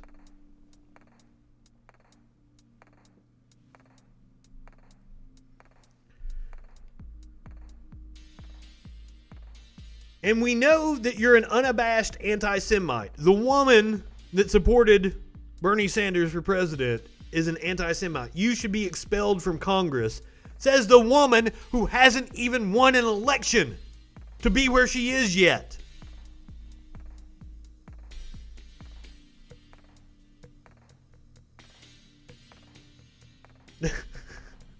I like that Omar just brushed her off there. If you need help writing a real clapback, I'm here to help. This ain't hit. Try harder.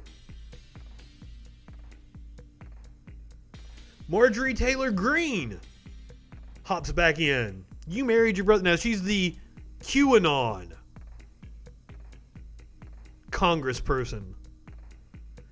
Elon calls her the crazy lady. But you have to get off the loony train now that you are in Congress. Actually, she don't. She doesn't. She is from a plus 27 Republican district. She doesn't have to get off the crazy train. Embracing the crazy train is probably what got her elected.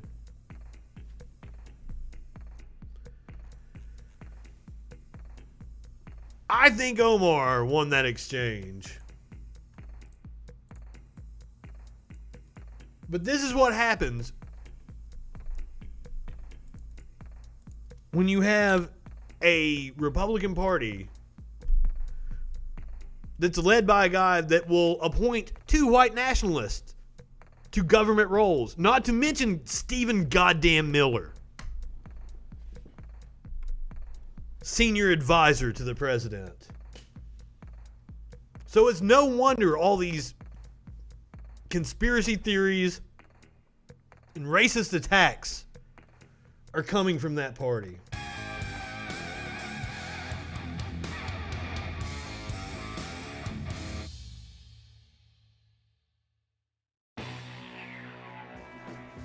From one stupid white lady to another, Sarah Palin has decided to grace us with her presence again. Obama released a memoir and apparently took some shots at softball interviews to promote a Sarah Palin. 768-page book. And listen to Sean Hannity introduce this while I go and get some more on 60 beverage. Minutes, and Barack compared the president to a dictator while lamenting the lack of, quote, institutional norms. All right, Barack, time for a quick Hannity history lesson. In fact, it was you who targeted journalists. That's right, because remember 2013 revealed your administration secretly spied hit on journalists, including then Fox News reporter colleague James Rosen. You want to talk about institutional norms, Barack? Because how about spying on an incoming administration? That never happened. Michael Flynn using a There's some validity. Clinton bought and paid for Russian disinformation dossier to spy To the argument about President-elect Obama and then President being Trump hostile to the press. to fuel a Russia hoax. Because, Barack, I don't remember you or, frankly, any Democrat speaking out about that. Save us the lectures, Barack. And Well, it wasn't a hoax. We've looked at the Mueller report here numerous your times. party never accepted election results. 4 years, never-ending harassment, unprecedented, and I don't ever remember Democrats acting the way that Trump is acting. Ever. And this guy has the nerve to call Obama a hypocrite? your party and your silence was deafening.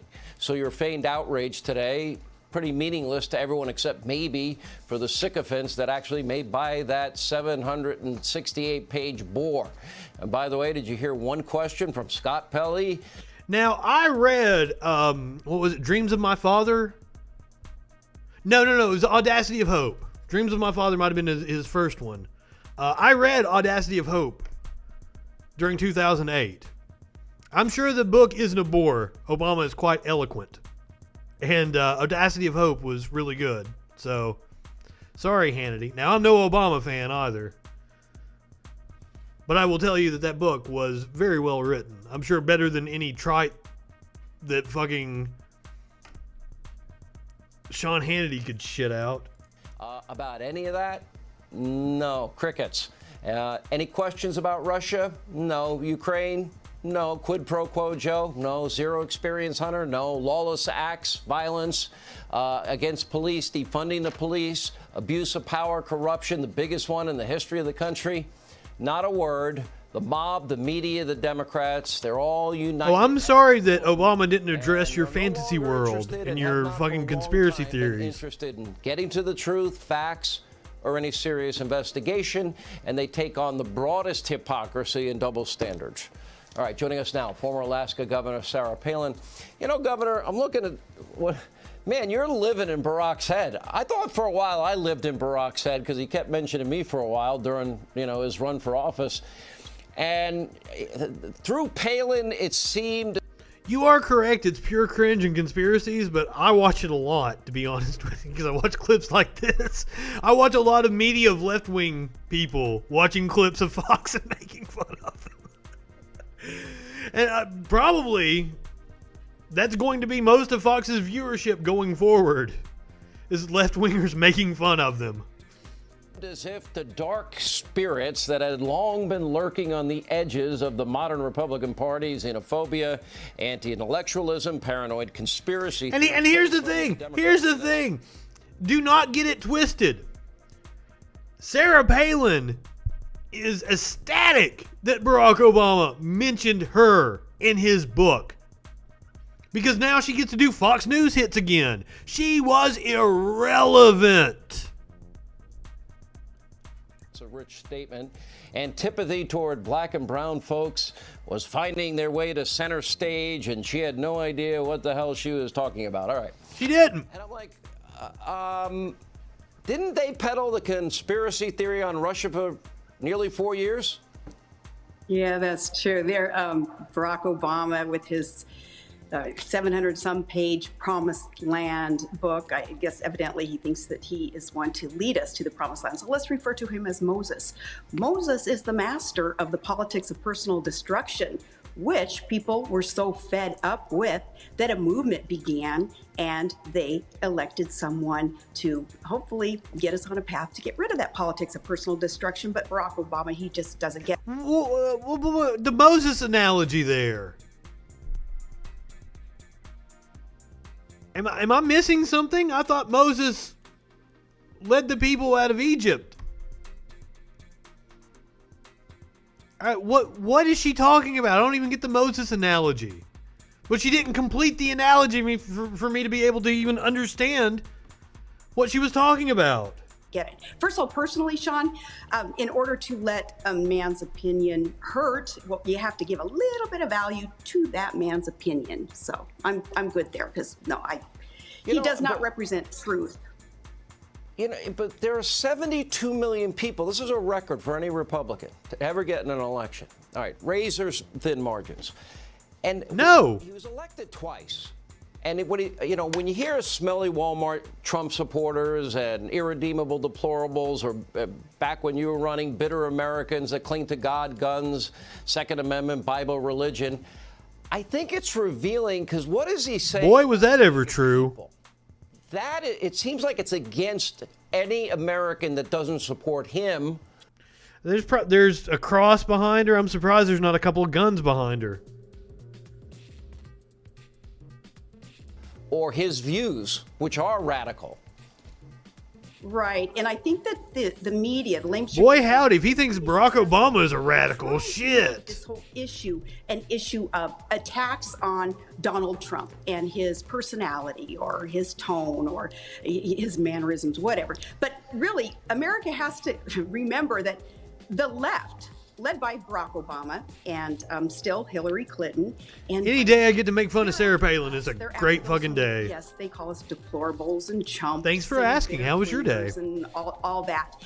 They're after what it is that we represent. What I hope it is that we represent, because I want to represent it, is truth. And that is what Barack Obama is so absent from embracing because of his false accusations and his unfounded criticisms. There's proof after proof. I didn't even know the name of the book. And that's another thing. Right-wingers do such a great job of making me, like, I wouldn't know who the fuck AOC was when I did if they hadn't have just went hard on her, and then I realized, oh shit, she's awesome. Same thing with Ilhan Omar. So thank you, right-wingers. I had no clue what the name of Barack Obama's book was until we watched this. Untruths. Our country has to love truth. We have to be seekers of truth. We have to be willing to follow truth. And there are so many untruths that Barack Obama is leading people towards still. Give us an example. A truth is that only law and order will usher in peace and prosperity. The sanctity of life, that is a truth, is that we... Law and order is a fucking dog whistle for militarization of the police. We should protect life. The Democrats' platform is the antithesis of that, the provision. She says, as Republicans have gotten 250,000 people killed. They bitched nonstop about 4 people in Benghazi. For months, years. 250K dead. And they're still arguing about masks on the Senate floor while their fucking constituents are in bread lines. Sanctity of life, my ass. It's okay to kill a baby in the womb. There are so many things that Barack Obama stands for still. And I've got a post. I can't remember what it's a pastor that posted it. I've got it saved on my Facebook anytime anybody brings up abortion. Because it nails it perfectly. When you mention the unborn, or when you mention abortion, it's just performative bullshit where you can act pious without actually having to do anything.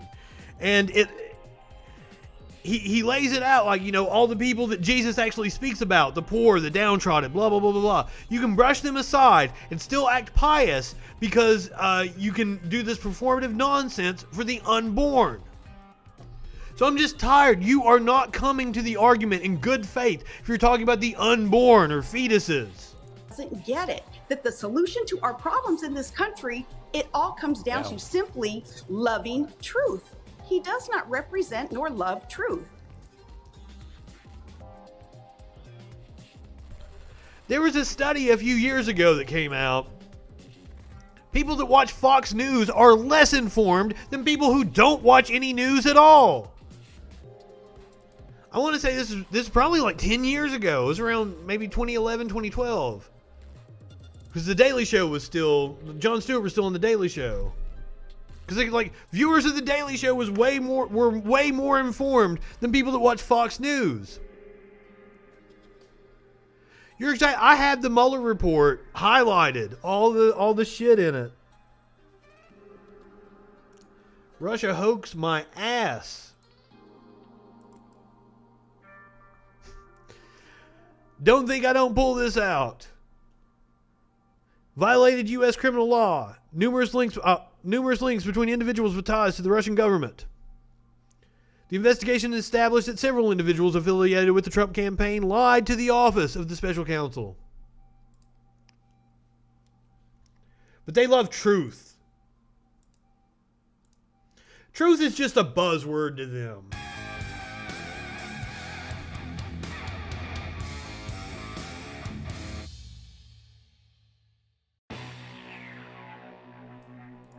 Now, he mentioned the vaccine.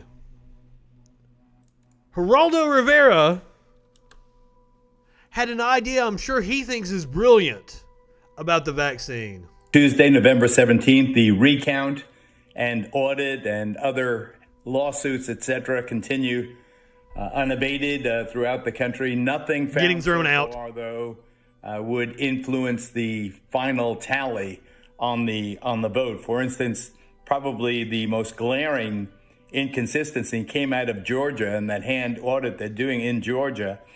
They just turned up 2,600 uncounted ballots in a single county. When they factored in those found ballots, Joe Biden got 8,000 more votes. Gain to President Trump of 800 votes. Biden's margin in Georgia is 14,000 votes, so the 800, while cutting into that 14,000, obviously does not alter the result. And that is the finding throughout the land, despite the voter discrepancies and the dubious counting methods as they continue to raise questions about the legitimacy of close counts in the battleground states. Nothing found so far affects the bottom line outcomes anywhere. Clark County, Vegas, another example. They've just thrown out the results of the county commissioner election there because the tally got funky. Whoa! If there is a redo in Las Vegas, what's up, Nine Tails? Trump, who lost that county by over 90,000 votes, may have new life there. Media winch. These are all long shots. Welcome. So far, as I said, nothing changes the result. Producer Dave here too. If you guys have not heard this yet, wait till you hear what Geraldo has to say. Official result, or the unofficial official result that we've had so far. How's this as an idea for conciliation? Putting aside the welcome, election, guys. We recognize the indispensable role played by Donald Trump in getting the first vaccine against the coronavirus to market. Thanks to his Operation Warp Speed, he may be more responsible than almost anyone in cutting that development time to months rather than years. Honor him. Let's call the vaccine the Trump. I got my Trump. You get your Trump, I got my Trump. What do you guys think about the idea of naming the vaccine after Donald Trump, whose incompetence killed 250,000 people? Probably going to kill another 500,000 over the winter. Yeah, I think Geraldo has lost it, even though from time to time he does stand out as a voice of reason. The legal team says it has enough evidence to overturn. But I mean, this is a clip from The Five. All of them. He wants to name any vaccine after Donald Trump. Get your Trump. The results of the 2020 election. Watch. Because it's not a singular voter fraud in one state. We played this already. Let's go to, here we go. Totally irresponsible. We won't show you that so we can get around the circle here. Let's start with you, Jesse, for a reaction. Well, it was a big shot of adrenaline today. Remember, during this whole Russia collusion thing, they had zero eyewitness testimony to say that I saw the Trump campaign collude with Russia. Rudy Giuliani. I could just pick 5 random people off of the street and put on a better show than The Five. Play out. what I saw the case to be is this. They're saying, do not certify the fraudulent His votes. alien? Are you talking about his son? We talked about his son testing positive for coronavirus earlier. Definitely looks like an alien. It consists of two pillars. One, these sworn affidavits signed under the penalty of perjury that say they witnessed fraud. And two... No. The affidavits he is referring to are just absolute bullshit. Affidavits where people have said, oh my God, this person was wearing a BLM shirt. Or that they saw ballots coming in from the military for Biden and they thought that was odd. That's the kind of affidavits he's talking about. That's what Kayleigh McEnany was waving around on Fox News the other night. Circumstantial evidence and whistleblowers. Remember, we used to like whistleblowers, and whistleblowers saying that some of the software was manipulated to add... Okay, so you pose an interesting question. What will happen to Fox News? Because they are losing viewers at a rapid pace. They're going to OAN. They're going to Newsmax. They're going to right-wing news. Fuck, I keep forgetting what that one place is called. NTD. There's so many outlets. They're trying to siphon. Yes, Don Jr. got it. Rick Scott got it. So many people. And Rudy is in isolation right now, in quarantine. I said last night when we were playing the clip of Rudy sweating all over the place, which Matt Bender on the Majority Report yesterday pointed out, hey, maybe Rudy's sick. I didn't even think about that. But as I'm watching Rudy, I yelled, I can't believe this guy hasn't contracted coronavirus yet. Because he's been flying all over the place, never wearing a mask. And then we get the news today, his son has coronavirus. I don't think Rudy is going to get the coronavirus because I don't think Rudy Giuliani is human. Biden votes. That's obviously going to have to be looked into. They're going to need a court order to seize some of those machines and do a forensic analysis, and they're up against the clock on that. But if you do have a pattern here, and that's what he's alleging, there's a conspiracy that's happening in all of these... He was sweating profusely, though, which might be a symptom of coronavirus. Inputting fraudulent or invalid Biden votes that needs to be looked into. They have 200 sworn affidavits alone in Wayne County, in Detroit, saying they were backdating ballots that came in after Election Day. They were allowing double that was a counting. bullshit story. They have 3 sworn affidavits that said a van came at 4:30 in the morning, dropped off garbage can filled ballots, and then they were illegally counted. If I remember that story correctly, if it's the same thing he's talking about, it was a camera crew, and they had a wagon carrying their camera equipment into the building. Sometimes processed 3 times in a row and tabulated when they thought that no Republican poll watchers were there. And they go through states. They say there was Never happened. There was double counting, there was overvoting, voter intimidation in Pennsylvania. They said the equal... Yeah, I hadn't heard that one. In Wisconsin, they say the state constitution was violated when they sent out hundreds of unsolicited ballots. It's very normal. I sweat profusely while I'm doing the show. We'll see what happens. Come on, Jesse. I mean, really. Come on, I mean, Geraldo. The Clinton Foundation, George Soros, Hugo Chavez. I'm probably the only person in this building I've actually met Hugo Chavez. As I said last night, that press conference was conspiracy bingo right there. They threw everything at the wall. I didn't say anything about that. I never said anything about couldn't make that. the red lights work in I talked about the Venezuela. sworn affidavits. And an international conspiracy. Why not Elvis? You know, I didn't mention anything like that. I'm talking sworn affidavits. You're a lawyer, Geraldo. You're a lawyer. And as a lawyer, you should recognize the validity the president. of that. I wanted him to win this election.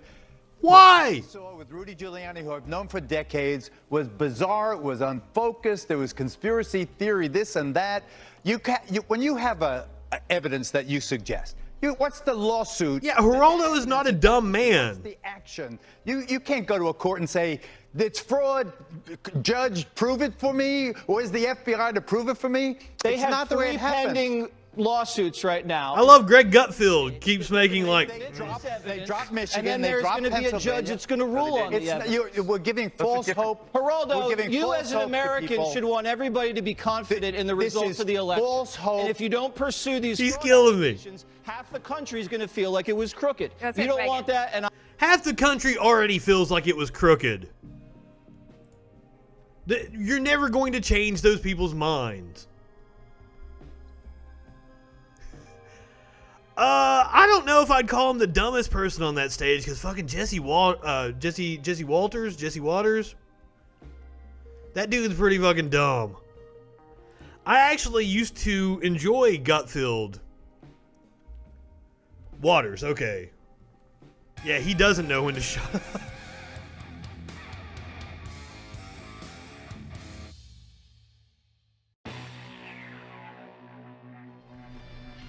Now, last week we reported on the oldest member of the House testing positive, a Republican. Today we find out that the oldest member of the Senate, Chuck Grassley, has tested positive. Also a Republican, of course. So Grassley tweeted out, "I've tested positive for coronavirus. I'll be..." I like that he used the B, not B-E. Those damn Twitter character limits. I wouldn't know, though, because they don't allow me on Twitter. "I'll be following my doctor's orders, CDC guidelines, and continue to quarantine. I'm feeling good. We'll keep up on my work for the people of Iowa from home. I appreciate everyone's well wishes, prayers. Look forward to resuming my normal schedule soon." We all look forward to resuming our normal schedule, Chuck. But unfortunately, we have assholes just trying to make this worse. This is Dr. Scott Atlas on Fox News with Martha McCullum. I don't even know who that is. Joining me now is Dr. Scott Atlas, Special Advisor to the President and Stanford University's Hoover Institution Senior Fellow. Dr. Atlas, good to have you back on the program tonight. Thanks for having me. You bet.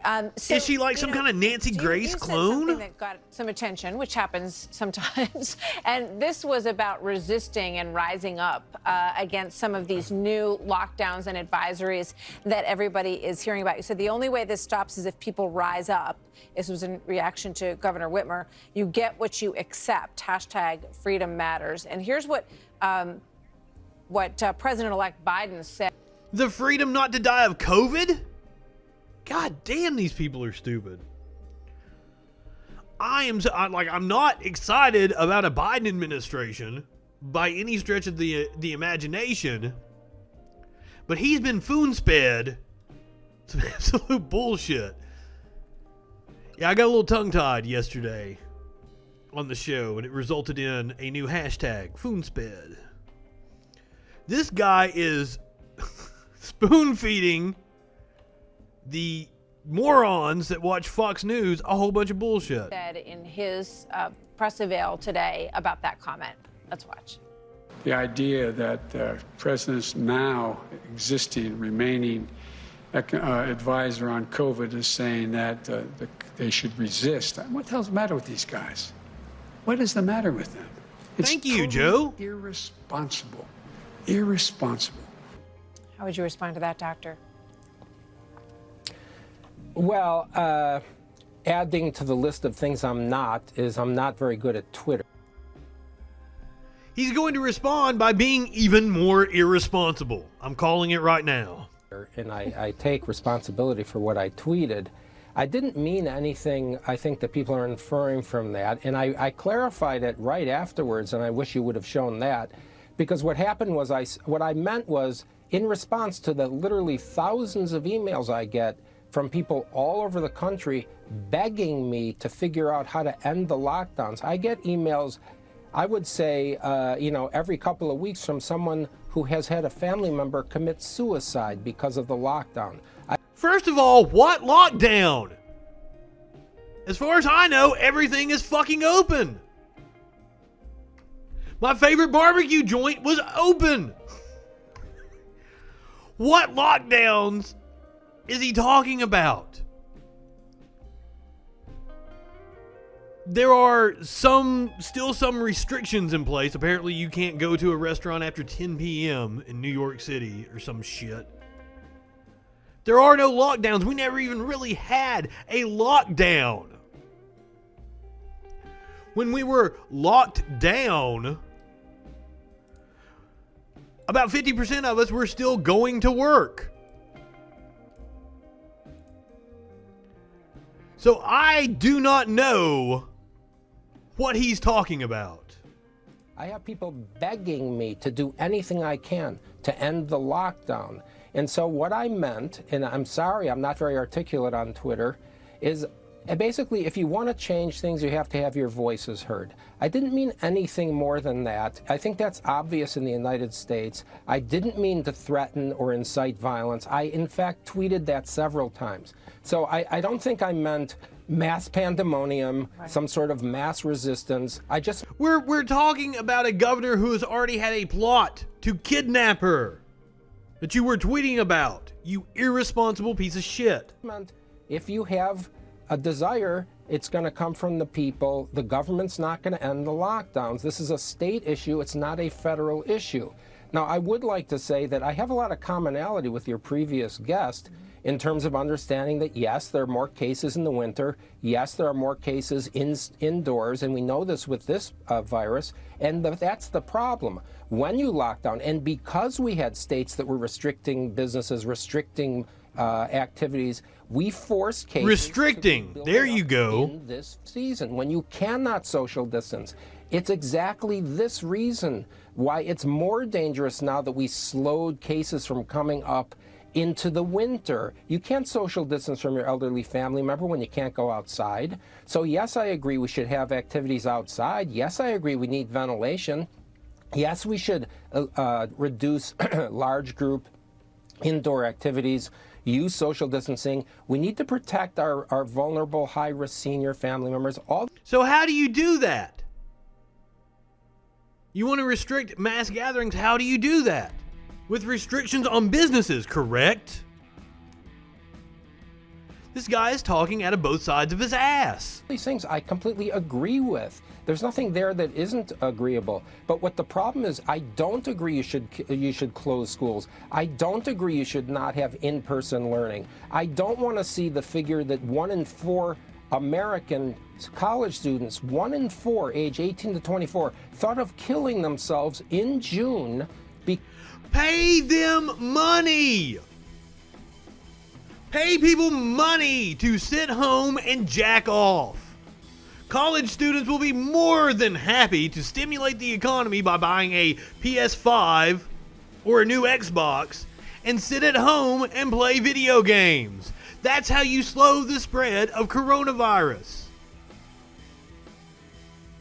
Not by these haphazard restrictions on business where businesses are still going to suffer breakouts, outbreaks. God, I'm getting tongue-tied again. Businesses are still going to suffer outbreaks. They're going to see reduced patronage because there's a fucking pandemic going on. It's the government's job to help people. And you are derelict in your duty. Because of the lockdown. I have children that age myself. We know what they're suffering from with isolation. And this kind of isolation is one of the unspoken tragedies of the elderly who are now being told, don't see your family at Thanksgiving. For many people, this is their final Thanksgiving, believe it or not.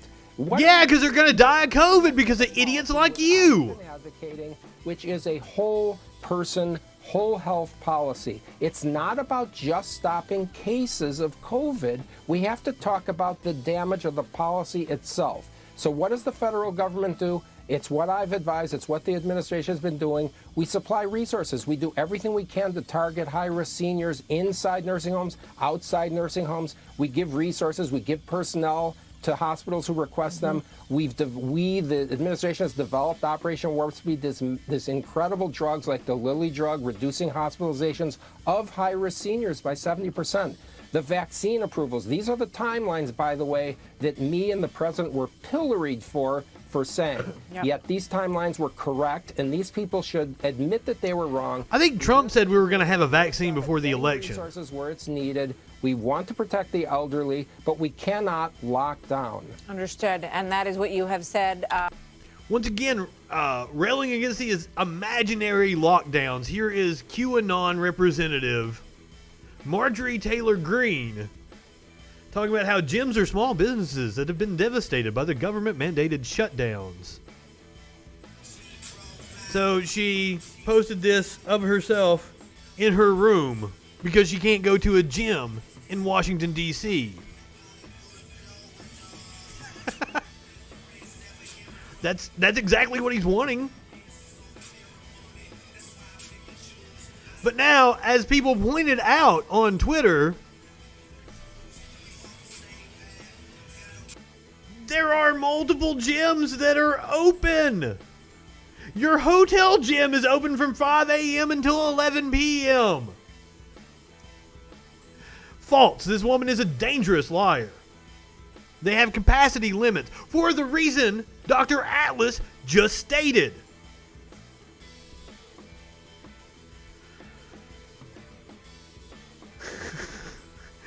At a dirty Ramada. Always enjoy the Horse Whisperer account. And here is a stunning statistic I saw. 300 companies that received Paycheck Protection funds have filed for bankruptcy. Why? Because we didn't do rent freezes. We didn't do mortgage freezes. And we haven't been paying people to stay home. So these small businesses that they claim to care about, now they don't actually care about small businesses. This is about keeping the multinational conglomerates open. Small businesses are suffering because the government isn't providing them the funds that they need to be able to weather this storm. There's no other way around it. And I'm tired of this fantasy world that the right-wingers live in. These people are not just morons. They're absolutely dangerous.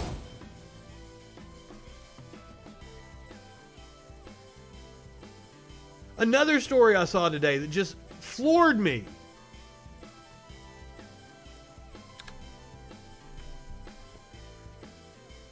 Mall Santas. Has impacted everyone's job this year. It's even forcing the hardest working jolly old man during the holidays to make some big changes. Santa is making adjustments so that he can Mall Santas keep everyone healthy behind plexiglass. Wherever Christmas cheer is. Why are malls even open? But due to the pandemic, meeting Santa will look a little different this year. We all have to adapt. Which includes no more one-on-one connection. It'll be really tough because that is a lot of the true spirit that comes out with the interaction between children and Santas. But those interactions will have to be limited to avoid COVID exposure. Santa will do some interactive Zoom meetings. In some parts of the North Pole, kids can do drive-bys. Cars will drive by and either gonna pull a drive-by on Santa. Helpers will give the children a little treat or gift of some I bet he's sort. packing too. I bet he's got a Glock in Santa's that beard. Wonderland at Cabela's or Bass Pro Shop will require online reservation prior to arriving. You'll have to have a temperature check, and when you get up to meet the big guy, it's going to happen through a plexiglass. The picture will be using the divider, and Santa will be wearing a face shield as well. Going to be a little bit different this year, but overall, Capitalism is a virus. some semblance of normalcy with Santa.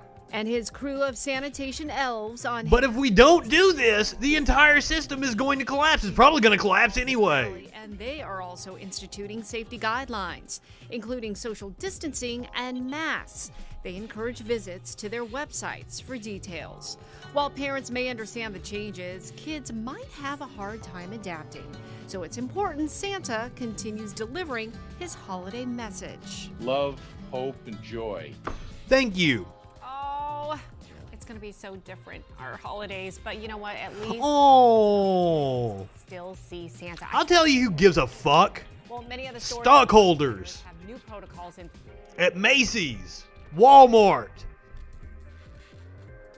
It's amazing how much our country depends on the Christmas season. for its economic growth.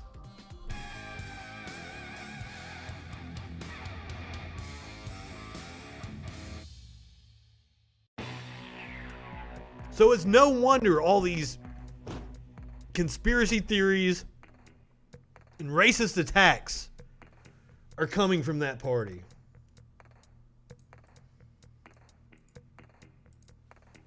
And when you have leaders like that, you end up with plots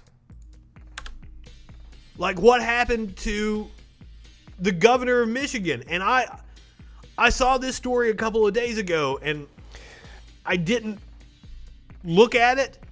Oh my God.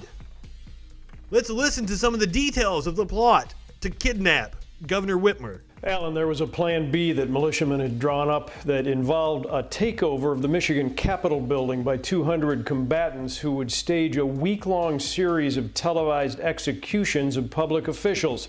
And according to government documents now on file in Lower Michigan, there was also a Plan C, burning down the State House, leaving no survivors.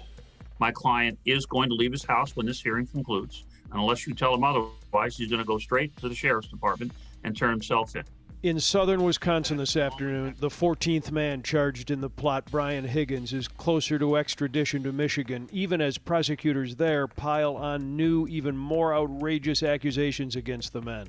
First, the charge threat that Michigan Governor Gretchen Whitmer was to be kidnapped and possibly killed. Now, government court records cite subplots to stage an armed takeover of the state capitol here in Lansing and televise the executions of politicians over the course of a week, with no one, they said, coming out alive. In an interview with the I-Team last week, Michigan's Attorney General, who's prosecuting some of the militiamen, discussed the domestic terror threat. Now, these guys all think they are patriots standing up for freedom because they've been spoon-fed. Inside joke. They've been spoon-fed all these conspiracy theories. It's fucking terrifying. And these are the same people that are threatening me all over Parler, telling me they're going to dox me. There are way more of them than I ever would have thought. The few states that does not ban guns in our state capitol building. And clearly there have been threats made on the lives of our legislators. You probably saw the pictures back from in April where we had armed gunmen, some of them the same defendants in this case, that were hovering over state senators with lawn guns, screaming and yelling at them as they were deliberating, as they were discussing legislation, and as they were voting. Good.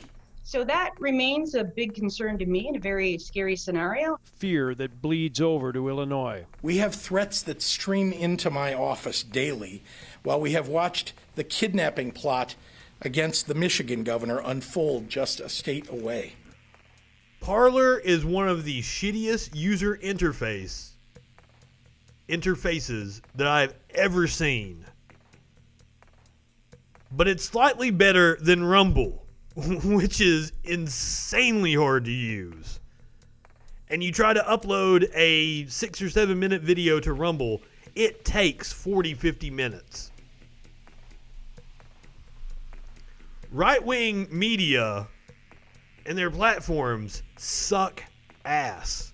It's almost like all the smart people are on the left. Mindspace. Despite the violent nature of the charges, including an alleged plan to hold a mock treason trial for the governor of Michigan once she was kidnapped, several of the defendants there have had bond reductions and are now free. The Wisconsin defendant, Brian Higgins, who appeared in court today, was free until his surrender for extradition, but his attorneys are expected to request a low or no bond when he finally goes before a judge in Michigan. Judy, Alan?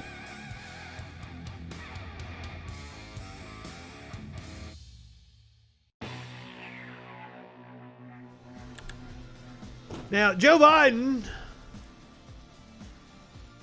met with the heads of corporations and union leaders today. Now, what did he have to say? We build back better. We'll do so with higher wages, including a $15 minimum wage nationwide, better benefits, stronger collective bargaining rights that you can raise a family on. That's how we build back the middle class better than ever. That's how we make sure workers are treated with the dignity and respect they deserve. I can go on. You can tell I was very encouraged by our conversation. But the point is this. There's so much we can do. The only way we do any of this is if we work together. I know we can do this. For example, on the call, I made it clear to the corporate leaders. I said, I want you to know I'm a union guy. Unions are going to have increased power. They just nodded. They understand. It's not anti-business. It's about economic growth, creating good paying jobs. Yes, anytime a company is unionized, it actually raises the wages of all the people around the company that's unionized. Unions are a good thing, and I'm glad Joe Biden brought that up, because over the weekend, Friday night, a WWE wrestler by the name of Zelina Vega tweeted she supports unionization. As you can see by this screenshot 27 minutes ago, 10 minutes after she tweeted this, WWE has come to terms on the release of Zelina Vega. We wish her all the best in her future endeavors. Now, this has been a story that's been brewing for a while inside the WWE. Over the summer, they announced that they would like to, or that they are going to, take any of the revenue from third-party vendors like Twitch, and that they will have control, and it will go towards their downside on their contracts.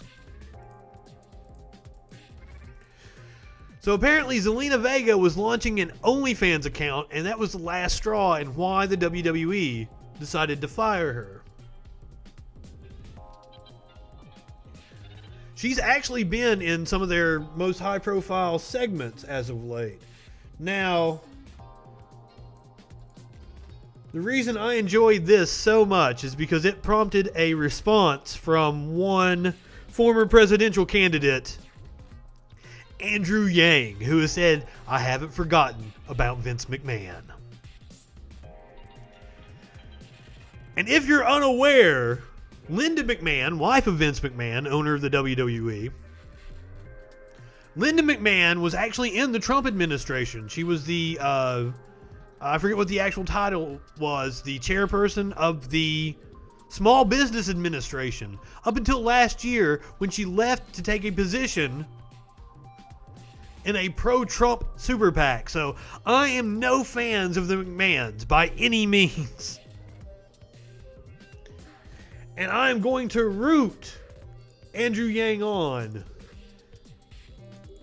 in his bid to try to get the workers of the WWE unionized.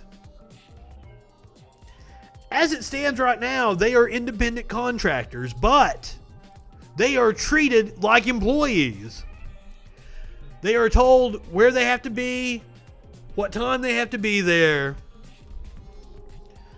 They have strict control over their characters. They're given scripts. So Andrew Yang has been pretty hardcore on the trying to get them to join the SAG-AFTRA Guild. From someone who is part of the WWE, pointing out to me the story about how WWE was saying, hey, don't go on Cameo or Twitch. And it infuriated me because I know that the WWE has been trying to play it both ways for years, where they're saying on one hand, can't do anything without our say-so, we own you, but you're an independent contractor and we have nothing to do with your health, retirement, any of the benefits you'd get that would accrue. They don't get their travel expenses reimbursed? So to me, you have to make a choice at some point. If you're going to control... They have to pay for their own hotels? A wrestler, a performer's waking life, then you should take some responsibility, too, for that person. Bigger picture. Maybe, like, if they have a kid, maybe they get some maternity or paternity leave. You know, maybe they get off-season. Maybe they get recovery time. And I say this as someone who's been a longtime fan of the sport. I know you know a lot of the performers well yourself. Yeah.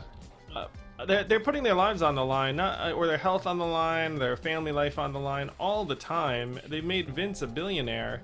And then the fact that Vince isn't a billionaire anymore, though. Heavy-handed about their ability to make a simple buck on Cameo just struck me as so absurd and ridiculous and wrong. And I've been on the side of MMA fighters who are in a similar boat, frankly, with the UFC and Dana White. Yeah. And because I got this note from this performer, I said, you know, like, it's time that someone calls Vince out for this, Here comes particularly Smokey. because if Joe and Kamala win, I may be in a position to do something about it. So I think a lot of people were looking at this. Hopefully, we're going to have an excellent labor secretary by the name of Bernie Sanders, and he'll be able to do something about it. I'm not sure if I'm all for Andrew Yang having a spot in the Biden administration. But you could do a lot worse, that's for sure.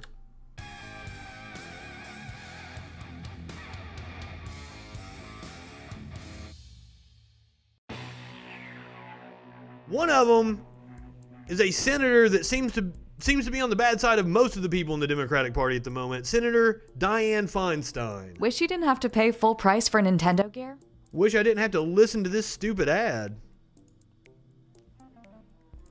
Face coverings. Senator Dianne Feinstein has written to federal agencies asking for a mandatory mask policy, both in the air and on public transit. Exactly. Well, that was news footage from June, just this June, when California Senator Dianne Feinstein wrote a letter to the FAA demanding everyone wear masks in airports. Feinstein wrote that we need a mandatory mask policy for all airport and airline employees and passengers, end quote. Feinstein claimed the agency had, quote, sowed confusion among passengers about whether masks are necessary. But they are necessary, says Dianne Feinstein. Not wearing them is very dangerous given the coronavirus. Well, given that, today, this show exclusively obtained photographs of, and this is going to rock your world, Dianne Feinstein in a private terminal at Dulles. Breed Creed is fucking with you. I constantly have to tell people that. He's just fucking with you. Look over him. Airport, an FBO, as they say in private aviation, on Friday. In the photographs, Feinstein can be seen smiling without a mask on. One might even say she's sowing confusion about whether or not masks are necessary. A pilot with a mask is walking in front of her, carrying a bag and a dog. We reached out and there's to a Dianne bag Feinstein's walking office behind about him, an old bag. Back. We can be sure of one thing. This isn't really Dianne Feinstein's fault. Just like when the hair salon... I'm sorry if you think Tucker sucks, because I think I've got at least one more clip from Tucker tonight to play, unfortunately. Framed Nancy Pelosi, caught not wearing a mask while getting her hair done. Dulles Airport, the diabolical FBO, probably masterminded the whole thing. And then she was caught in the halls of Congress, not wearing a mask. Because these rich old hags think that the rules don't apply to them. But I mean, I'm upset because it's giving the right ammo. It is giving them something that they can latch on to by a woman who is and claim that Democrats are hypocrites. That's the only time hypocrisy ever matters to Republicans, as we talked about last night. They are shameless. You can point out their hypocrisy all day long. They do not care. was actually at the French Laundry restaurant the exact same night. This is Gavin Newsom, now those photos that she took, governor of California. Questions about the governor's claims that the dinner was outdoors, as he has repeatedly claimed. Take a look. Tonight, a Fox 11 exclusive. We've obtained this photo of Governor Gavin Newsom dining at the luxurious French Laundry restaurant in Napa the evening of November 6th. It was a birthday dinner party for Newsom's close friend, Jason Kinney, a well-known lobbyist. Also, I'd like to point out that this is one of the most expensive restaurants. Apparently, you can't get out of there without $1,000 a plate. That's what I've heard. I just happened to look over and realize, hey, is that Gavin Newsom, who is that? And I did ask one of the waitresses, and she confirmed it was. We spoke with a woman who happened to be at the... Well, yeah, but there's always accountability for the Democrats. In order for people to be held accountable, your voting base has to give a shit. And we're living in a world where, 73 million people voted for Donald Trump? They don't care. They don't care that he killed 250,000 people. They don't care that he separated families at the border, locked people up in cages. 666 children missing. Performing hysterectomies.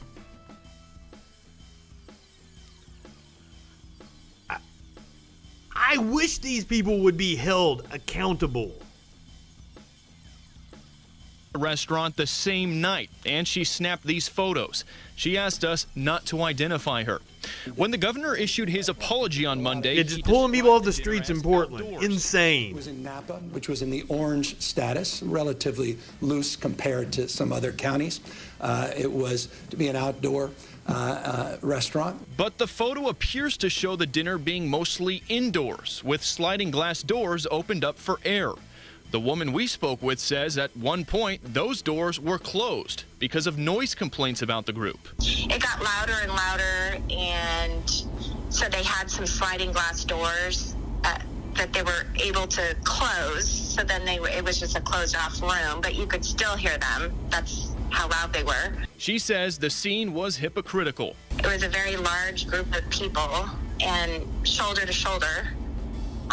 Something that he's always telling us not to do. So, yeah, it was a bit annoying, for sure. A spokesperson for... Now, granted, they were probably all tested. I'm sure they're all within their groups around people that they see all the time anyway. And also, the governor of California has excellent health care. But still, it's the optics. It's the optics. Why do Democrats keep giving these idiot-ass Republicans ammo? Jason Kinney told us, quote, the guests and the restaurant followed all applicable state and county public health guidance. The guests specifically required outdoor seating, and that's outdoor seating as confirmed and provided by the restaurant, end quote. The spokesperson also sent us a photo from Town and Country magazine describing that same area as outdoor seating.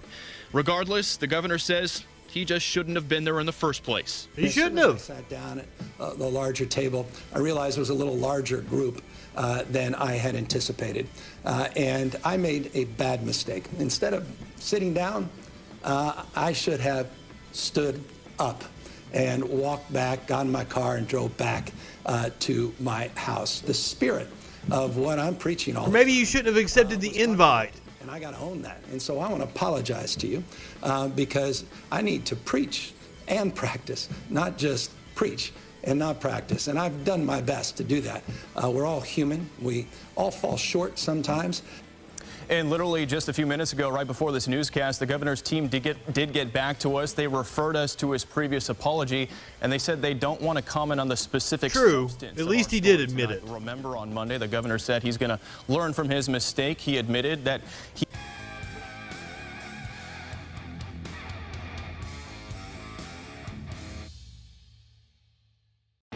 Shall we talk about a man in a dress?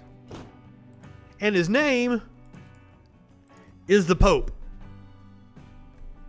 And apparently, the Pope is kind of horny.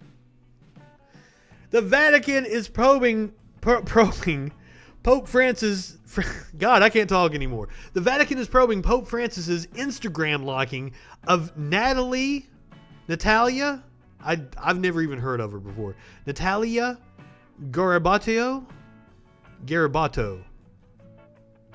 Yeah, I fucked your name up. I am so sorry. Oh, it was a booty pic too, eh? He appeared to like a post on her Instagram. Sources told Catholic News Agency that an internal probe is underway into the act involving Natalia Garabato. I assume she's Italian, right?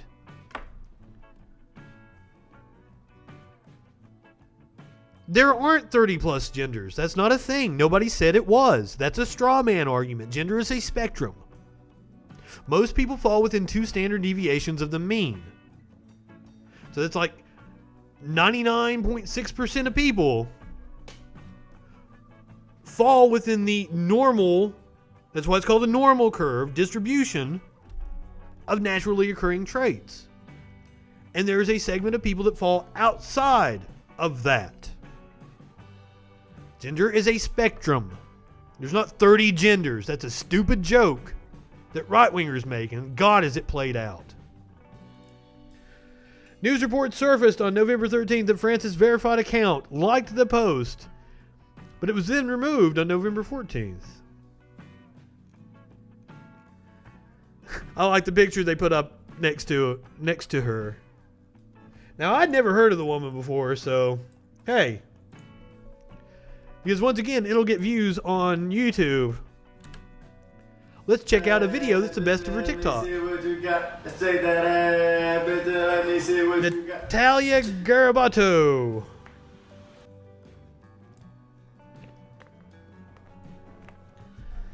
Nothing wrong with a little gratuitous booty.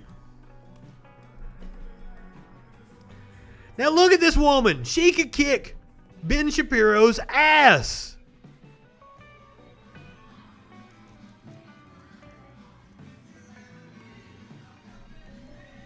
I don't know that she's my type of woman, but apparently the Pope was really into her.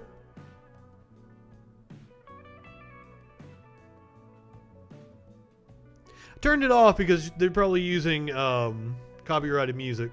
I'll get a strike on YouTube. We'll watch her dance for a little bit, though.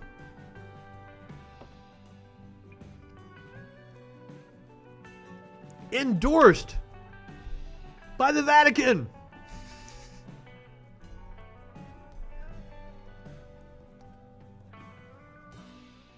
That is exactly how I pick up the TV remote.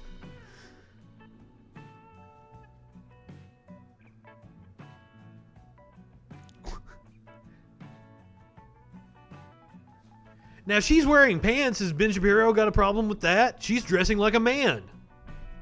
Is that the downfall of society?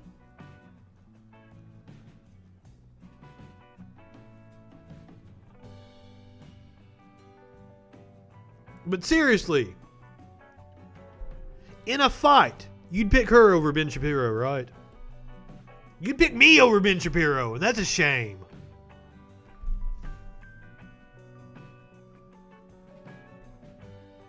I'd love to fight Ben Shapiro.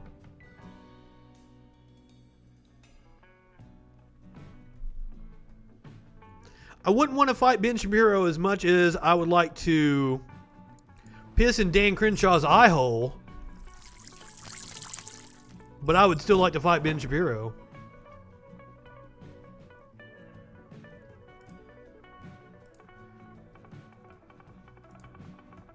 But if I had to pick one or the other, fight Ben Shapiro or piss in Dan Crenshaw's eye hole, I'd piss in Dan Crenshaw's eye hole.